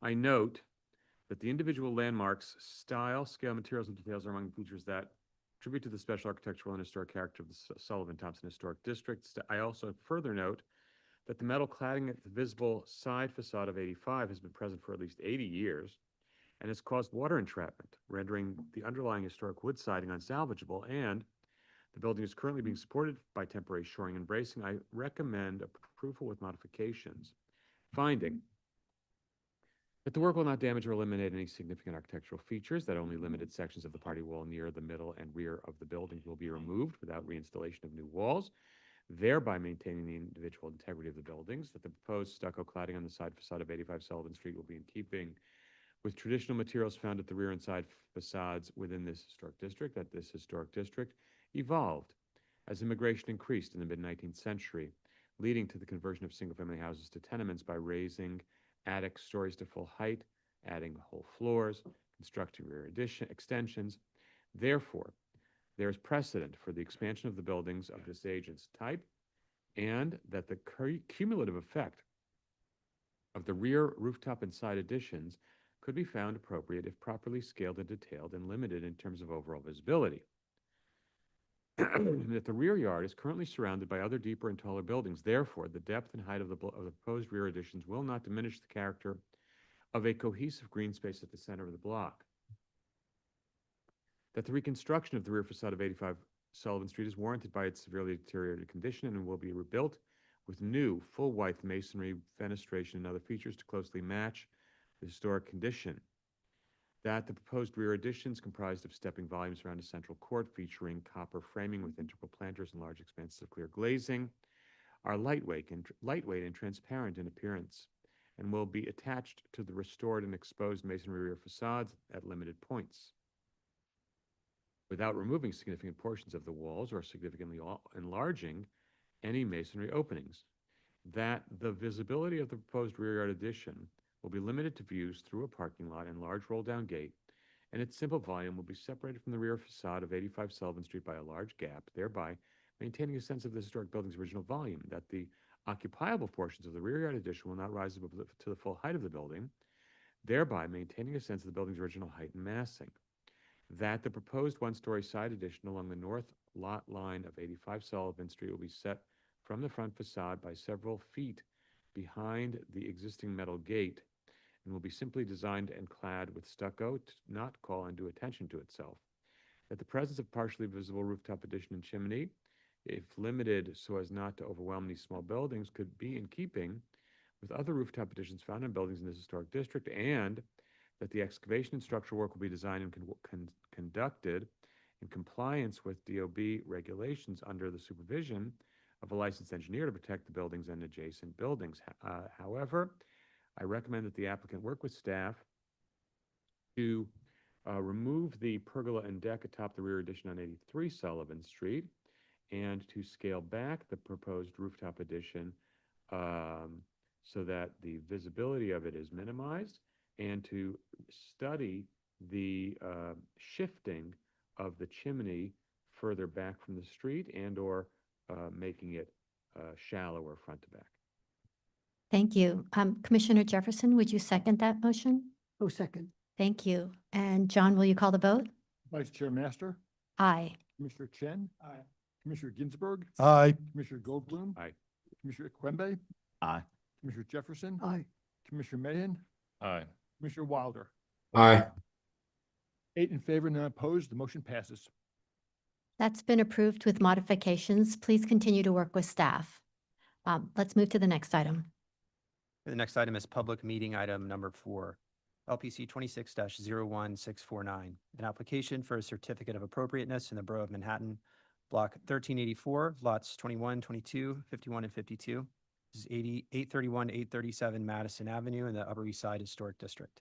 A no-style building remodeled in 1956, that's number 831. 2 neo-Grec style row houses designed by Charles Black and Company and built in 1885 to 1886, numbers 833 and 835, and a Queen Anne style row house designed by Tom and Wilson and built in 1884, that's number 837. The application is to demolish 831 Madison Avenue, the no-style building, and construct a new building on the site, construct rear yard and rooftop additions at numbers 833, 835, and 837, and combine the buildings and replace storefronts. This was last presented at the public hearing of September 30th, 2025, and no action was taken at that time. The applicants will present revisions to the proposal after we open the proceedings. Let's open the proceedings. Commissioner Ikembe, would you make a motion to open the proceedings? So moved. Thank you. Commissioner Jefferson, would you second that? No, second. All in favor, say aye. Aye. Any opposed? Okay, the proceedings are open. The applicant may begin. Thank you. Good morning, Commissioners. Ward Dennis with Higgins, Quays, Barth and Partners. I'm joined by Giuseppe Sarica from David Chipperfield Architects. Ramon, is this going? There we go. Sorry, Ramon Gilsans from GMS, and David Chipperfield is joining us remotely today. I will just give you a brief summary of where we left off in this was public hearing in September. As you may remember, the project site is 4 buildings, 831 through 837 Madison Avenue. 831 is a no-style building and is proposed to be demolished with a new 15-story apartment building replacing it, and then 833 through 37 will be restored and rehabilitated for retail and residential use. At the public hearing in September, the commissioners were generally supportive of the project, but did have some concerns about design that they asked us to look at. Notably, particularly on the new building, the south facade, and how it serves as both a backdrop and is a side but not a side elevation, and its relationship to the corner building at 829, which is not part of this project. There were concerns about the visibility of a proposed addition at 833 Madison, and there were concerns about the distinction between the storefronts at 833 and 835, as well as preserving more of the rear of the buildings. The original proposal was to replace the rear facades at all three historic buildings. So in response, the team has restudied the design. You can see on the right here, the side elevations have been refined to have more articulation and have more of a relationship to the historic building at 829, as well as our historic buildings. The top floor of the addition at 833 has been set back to eliminate visibility over the front facade. The storefronts have been refined, and the proposed extensions have been eliminated.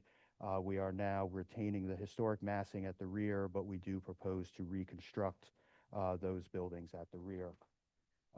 So overall, I think these changes have improved the project and resulted in a design that is appropriate in terms of its new design, its restoration, and its rehabilitation of the historic buildings. The design changes to the new buildings do relate directly to the existing buildings on the block and enhance the axial north-south views on the avenue.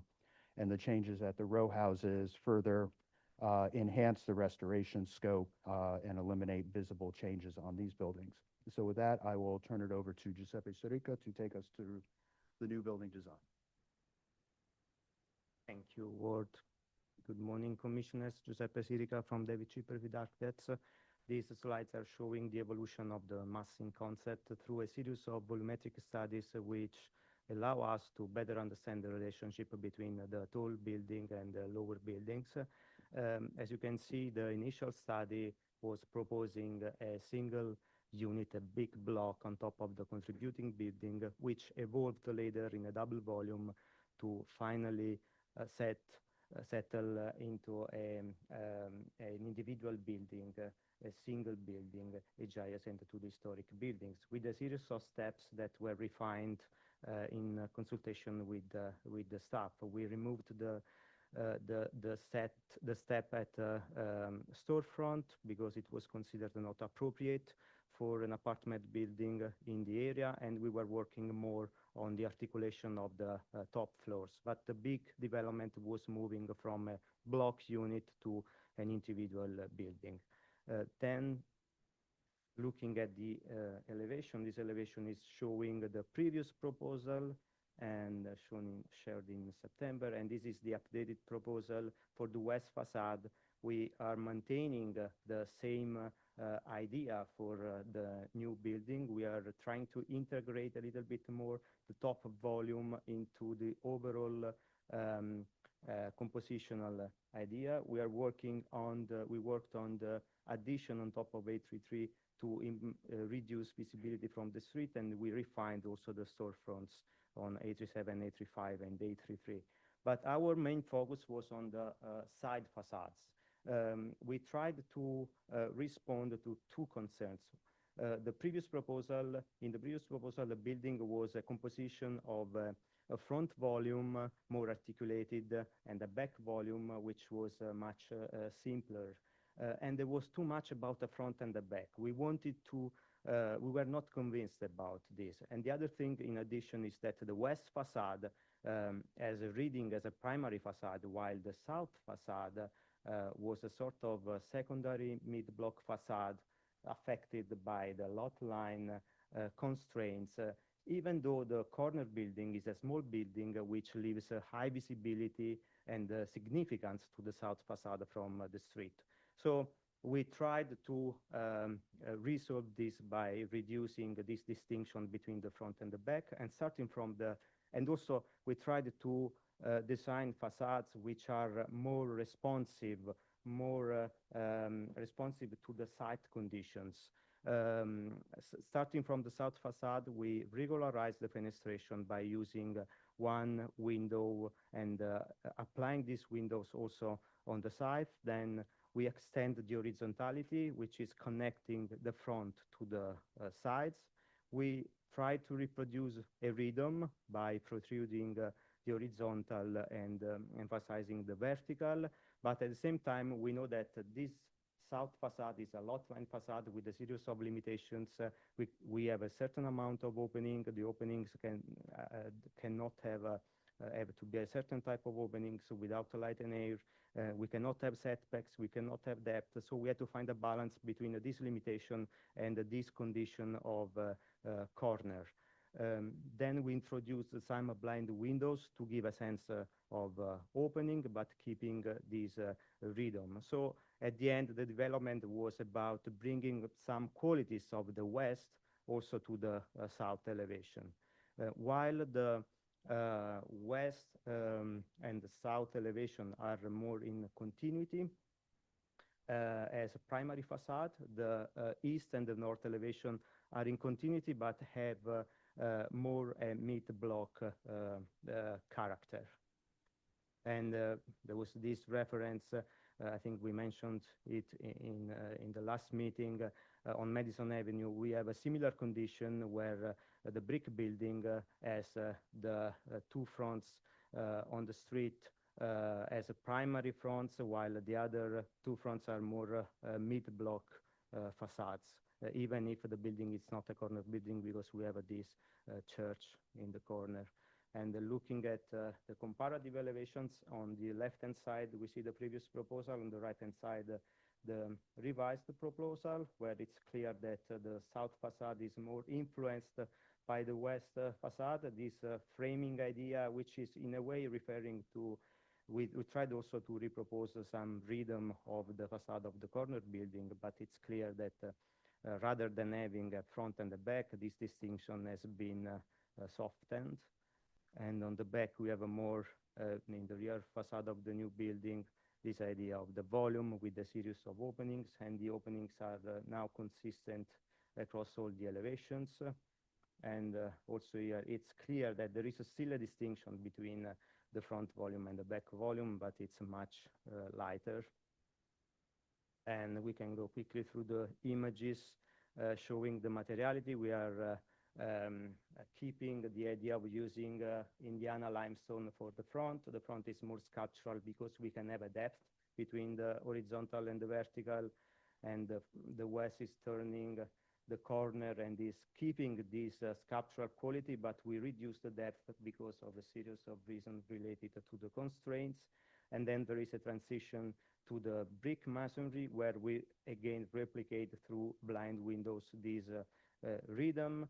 And we are trying to work with bricks which are consistent in terms of color with the limestone. The rear facade is more flat facade in a typical mid-block masonry facade, where we try anyway to apply this idea of the horizontality by arranging the brick courses. And this is the north facade, where it's similar to the south facade, but it's flatter and has more two qualities of a secondary facade. This is showing the previous proposal, and this is the new proposal integrated into the streetscape, where we see that it's clear not anymore about a front facade and a secondary facade. It's more about one idea wrapping all the building. And also this is a previous proposal from the north. And we have pairs of windows, full light, and also the top volume is more part of this idea of fenestration. These are some views from visibility studies from Madison Avenue. You can see also the top volume looks a little bit lighter compared to the previous proposal. This is another view from the back. And this is a model where this time we left the model at home, but we have some photos. And it's clear that the model is an abstraction of this concept, so it shows what I just talked about in a more extreme way, but it's clear that now we have this more three-dimensional building with the west and the south facade in continuity, and the back facade in continuity with the north facade. And I go quickly to the addition on top of 833. We are keeping the 3 floors, but we are trying to set the top floor back in order to reduce the visibility from the street. In terms of materiality, we are keeping the same bricks of the building below in order to have a continuity. And this is a study of the visibility. We built also a mock-up. I think we have some photos in the appendix, but this is a realistic view from the street. This was the previous one, the previous view from the street, and this is the updated view where the volume on the back is not visible. So basically, it's a refinement of a previous proposal. We didn't change the concept, and it's also clear from the model the relationship between the addition on top of the existing building and the relationship with the new building. And I leave Ward talking about the historic buildings. Thank you. Thank you, Giuseppe. I will just take you quickly through the facades and storefronts in particular on 833 through 37. As before, the upper parts of the facades will be fully restored. This is an image from previously. The commissioner's comments were really about the 2 storefronts to the right, 33 and 35, and that there needed to be more, excuse me, distinction between them. 833, the storefront at the right, is the one that has more existing historic fabric, which previously we were showing to be restored and even recreated in places. 835 is mostly new fabric. This is an image showing the proposed changes, which just bring back more of the historic fabric at the upper floor of 833. Notably, both these buildings had very similar storefronts historically, so there is a reason why there's a similarity between them. The overall organization of the storefronts is very similar. But as I said, 833, the building on the right, is the building that has more of the historic fabric, and as before, we are retaining that, and we are now retaining a bit more and recreating, I think, significantly more of the historic fabric. So you can see in the photo on the left, at the right side of the second floor, there are some historic divisions which were removed at the left side. We will be restoring the ones on the right side and recreating the ones on the left side. As before, the main pier at the north left side of 833 was reconstructed at some point out of wood, rather elaborately and impressively, I think, but it's not something that holds up well. We will be, as before, replacing that with new cast iron to match the existing cast iron pier at the south end of the building. So the revised 830, oops, sorry, wrong way. So this shows the revised 833, adding more of those divisions at the second story. The divisions on the right are existing cast iron. The divisions on the left are new cast iron, which will be created for the restoration. And then just the overall showing the distinction. And then at the rear of the building, originally we had proposed at 833 or 837 and 835 to reconstruct the entire rears of the building in new modern design. The commissioners asked that we retain the historic fabric and massing at the rear. What we are proposing is to recreate the historic massing at 835 and 837, Ramon Gilsands will go through our structural analysis to show why we think that we need to replace those in kind rather than keep them and restore them in place. This is a view from the other angle. The one change that we are making at 837 is to have that ground floor and parlor floor level extension out to the rear. That is a very common feature on Madison Avenue row houses that have been converted to retail. Obviously, 835 to the north has a much older extension at the base, and 837 will have that extension. But above that, it will be recreating the historic massing using new and restored materials. This is a view of the rear of both of the buildings in their existing form. And then what was shown previously and what we're proposing today, you can see the two buildings to the right are recreating the historic massing and masonry. And then one small thing, not small, but at the front of the buildings, previously we had proposed to remove a basement areaway or basement cellar level piece. That is now shown as retained, so the full front facades will be retained. And again, you can see that the historic massing at the rears are recreated. And then last piece, there was a comment, I think, from Commissioner Goldblum about the party walls between the buildings and that we should be consistent with other projects. Previously, we had shown 6-foot party wall at between 35 and 37 and 33 and 35.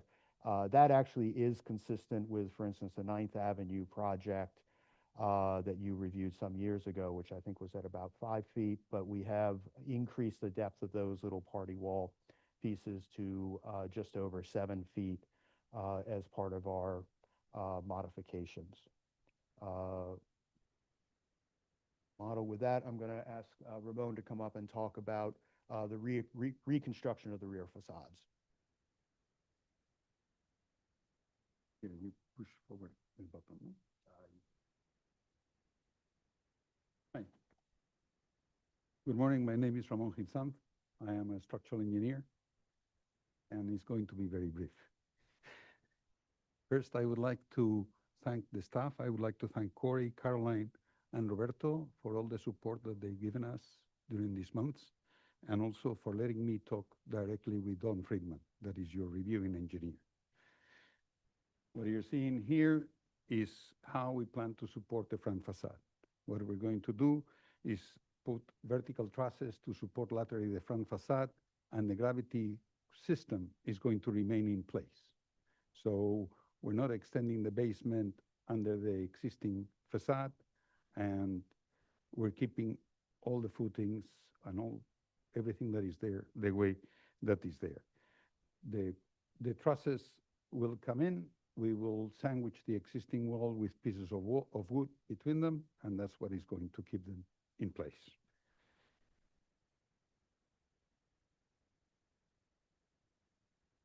These are 3 images of the back facade. The first image is above the second floor of 835. The second image is the 2 lower floors of 835, and the third image is the 837 facade. And in more detail, you can see again the 835 to the left, the 837, and the 837 from the inside. And what you can see in these photos of 835 is that there was a cementitious coating that was applied. And the reason that cementitious coating is typically applied in these buildings is not only because the mortar is degraded, but because the brick has already spoiled. And instead of doing a repair, you just put the cementitious coating to protect it, right? What this implies is that the brick is already damaged, and now when we're going to remove the cementitious coating, is going to get more damage. What you see, and you see in the top left at the chimney and at the upper parapet that there is a significant movement of the brick. If you look in the middle, you would see some spalling of the brick. On the first image of A37, you see again that there's a big deterioration and there's a big movement. And in the interior, you see significantly less damage, but it's also a little bit touched, and there has been some water penetration over the years. When we do a takeoff of how much of this brick can remain, what we come up is that approximately 75% of the existing brick needs to be replaced in kind. And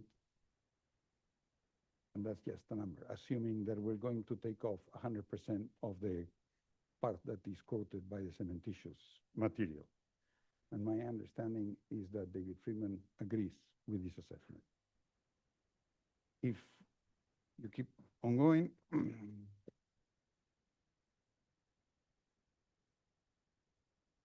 what we see here is we're trying to explain what we propose to do. What we would like to do is reconstruct the part in green. For that, the first thing that we will do is disassemble the rear facades, and as we're disassembling the rear facades, we will keep as much of the brick that is in good condition and it can be reused. So we'll salvage part of the brick that is existing there. Once it's disassembled, we'll excavate the new basement, and then we'll build the new structure. And once the new structure is in place, we'll rebuild the back wall in kind with part of the brick that we have salvaged. The other approach that we also looked at was to try to keep the back wall in place during this process. We would first have to repair it, because with 75% of the brick in bad shape, we will have first to repair it, then we'll have to keep it up there in a process that is a little, what we think is that what we're trying to propose is safer, and it will be quicker. And the fast time here is important because you have people working underneath. So the more we can reduce the risk, the better off. And finally, by keeping some of the brick and then rebuilding, putting it in the outside and then putting new brick in the inside, we have the ability of reinforce between the two layers of brick and put cement, and that make the new wall meet all the present day codes, although it has old brick. Thank you very much.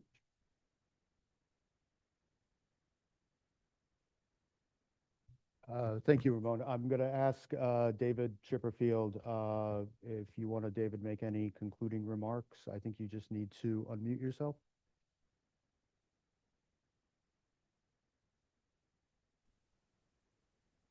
Hi, good afternoon, everybody. No, I don't think there's much I can really add at this point. I think you've had the explanation. I'm happy to participate in the questions if necessary, but I think it's clear what we've done, and you know, our major concentration has been obviously to the dealing with the south facade as being not a sort of pure mid-block facade, but having a strong visual effect on the townscape. So I don't think there's much more. I think you're all very familiar with the project now. I don't think I can add much more. Thank you. Thank you. Are we ready for questions? Commissioners, does anyone have any questions? Commissioner Jefferson? Rear yard. 835, 837. Rear yard. You're leaving it as is, or are you changing it? Back to, so the proposal for 833, which is the building that has the rooftop addition, that will be a new facade extended out. At 835 and 837, we will be dismantling the facades and salvaging brick, reusing the brick to rebuild them in kind, with the exception of the two-story extension at the ground floor, basement and parlor floor level at 837, which is the small piece shown in tan down here at the lower right. So everything in blue will be reconstructed using salvage material or new material to match.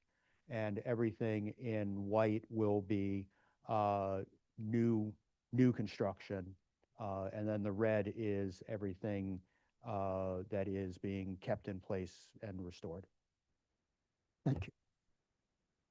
Any other questions? Commissioner Mayen, did you have a question? Yeah, and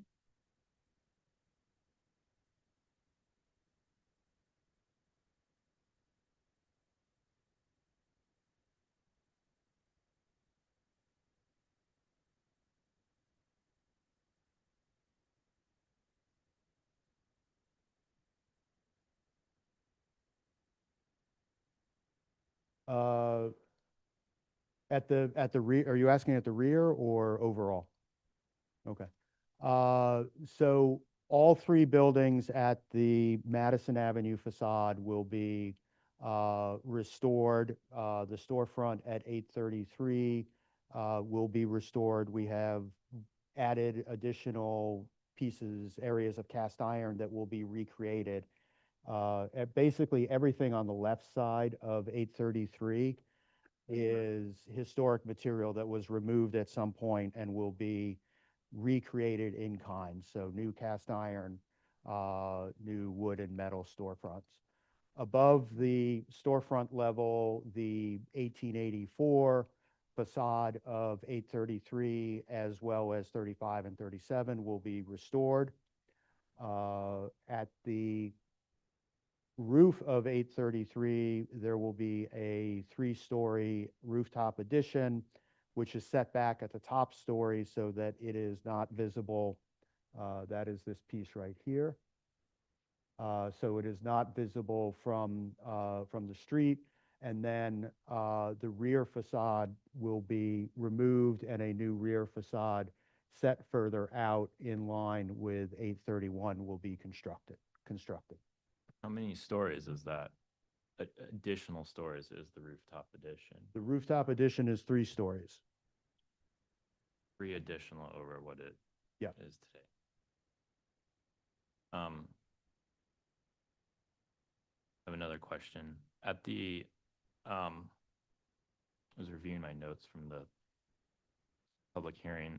A number of commissioners, myself included, asked about the appropriateness of this much height in this particular massing at a mid-block site. I was not alone, but that comment was not included in the comments, and so I wanted to ask, why is it appropriate?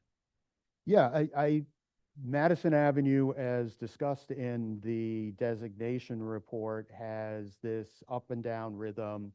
It was originally built out with row houses, and then in the first part of the 20th century, many of these were taken down to construct new apartment buildings. I think it was you, Commissioner Mahan, who talked about the axial views up and down Madison Avenue. And this is consistent with that and I think appropriate in that context. We discussed in some length at the public hearing, there are not a lot of sites along Madison Avenue that really fall into this particular pattern where we have non-contributing, no-style buildings, mid-block or corners that could be redeveloped. There are a number of buildings along the avenue that have been redeveloped in this manner over time.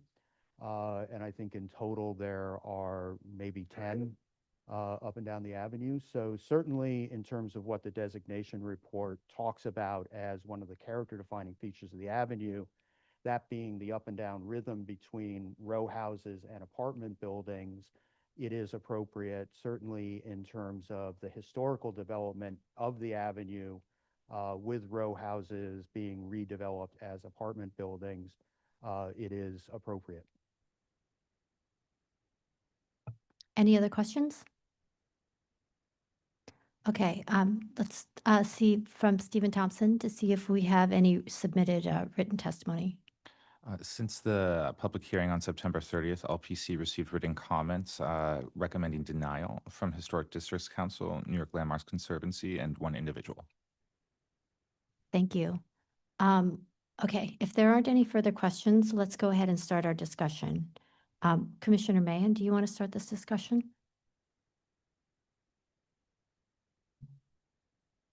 May I ask that we come back to me? Is that okay? I'm Yeah, kind of absolutely. Absolutely. sorry to throw that curveball at you. Sure. Commissioner Ikumbe, would you like to start this discussion? Sure. First of all, I'd like to commend the applicant for taking the comments to heart and actually coming up with solutions that I believe are much to improve. First of all, I'd like to say that the approach to the tower portion, especially to have it to read on so many different sides, was successful. I would say by creating a system, more or less, which is adaptable on multiple sides, and using relief and rhythm to make a cohesive unit. And I think it works very well. It works as a great backdrop to the corner building as well. And I believe you really, really achieved it.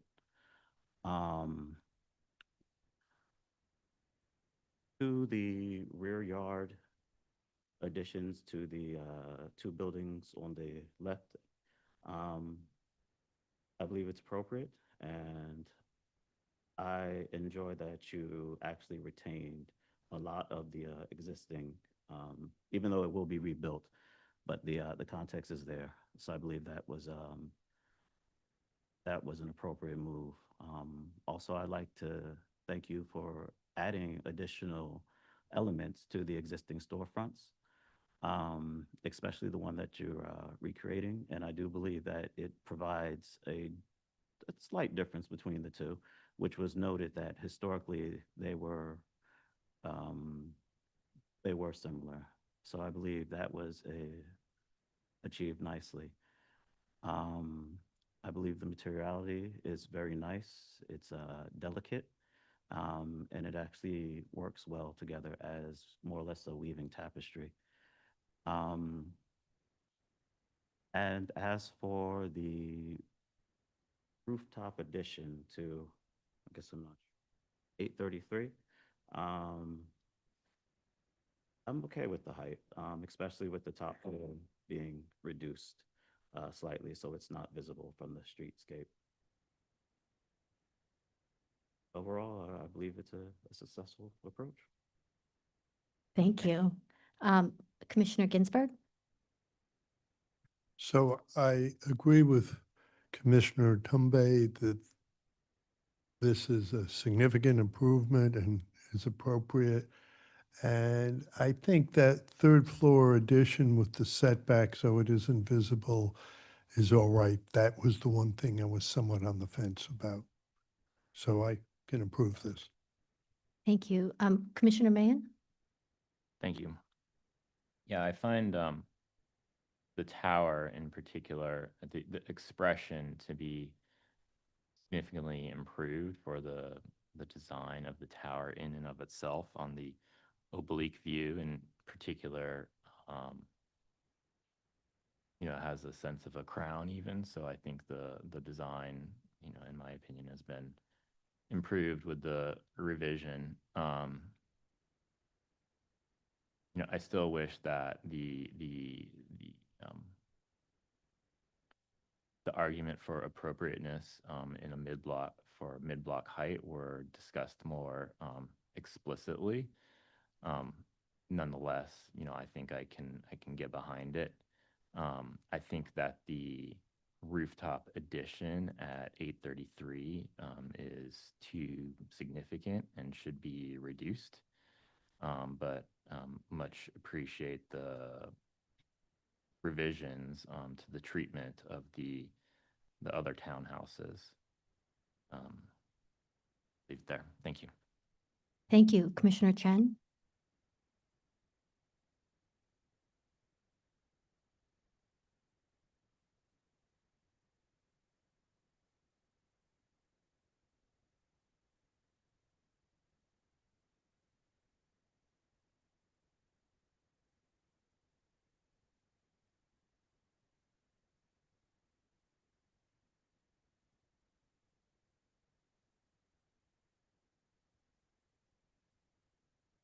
Can you hear me now? Yeah. Okay.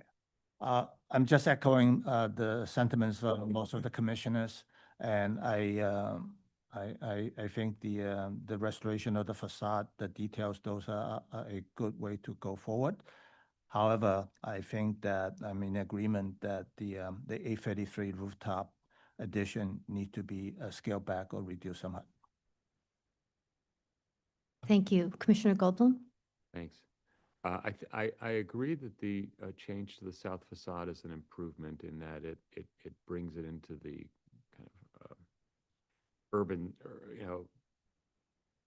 it has an appropriateness from an urbanistic perspective in terms of how the lower building on the corner is viewed against it, and it makes sense relative to how other buildings deal with that condition, as we saw in some of the examples.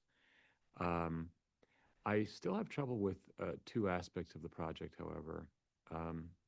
I think that the volume of the building of the new buildings is appropriate, generally speaking. Although I agree with Frank about the taking off the top floor of the addition to the north. I think that for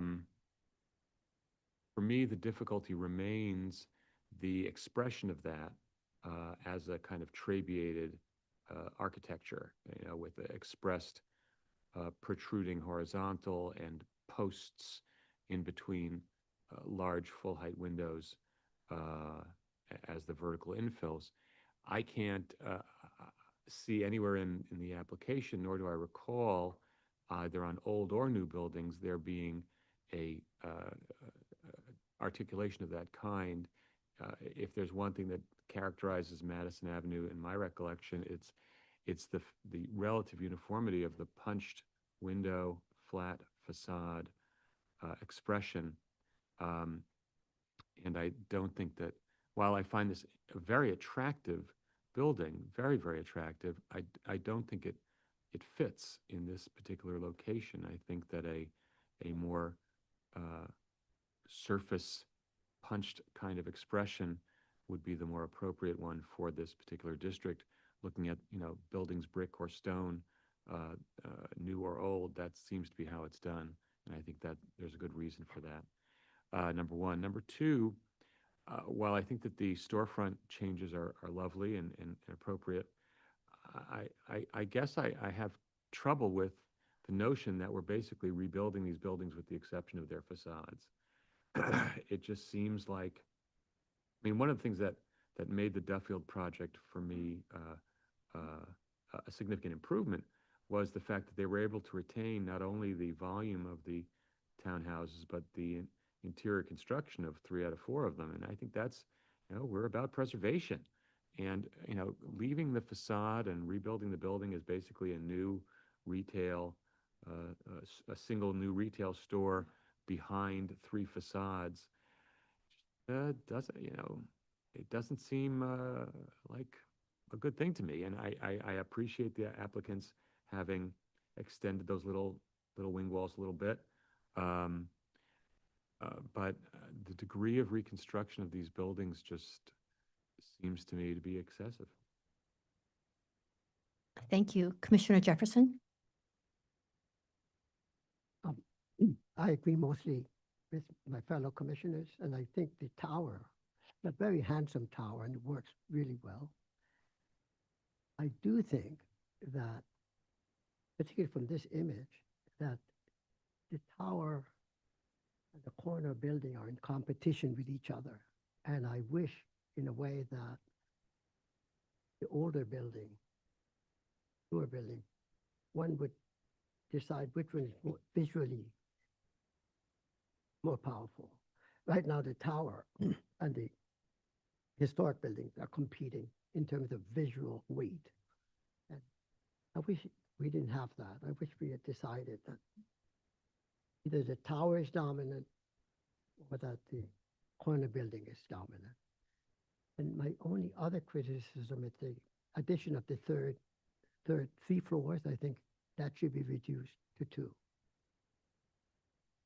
Thank you. And Commissioner Wilder?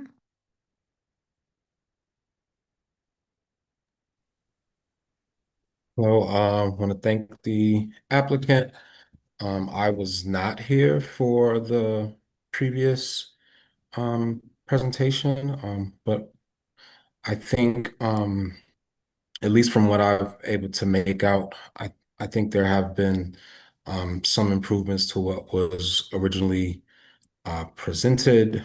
Um, I I I kind of agree with most of the commissioner's comments and appreciation of keeping those other three buildings.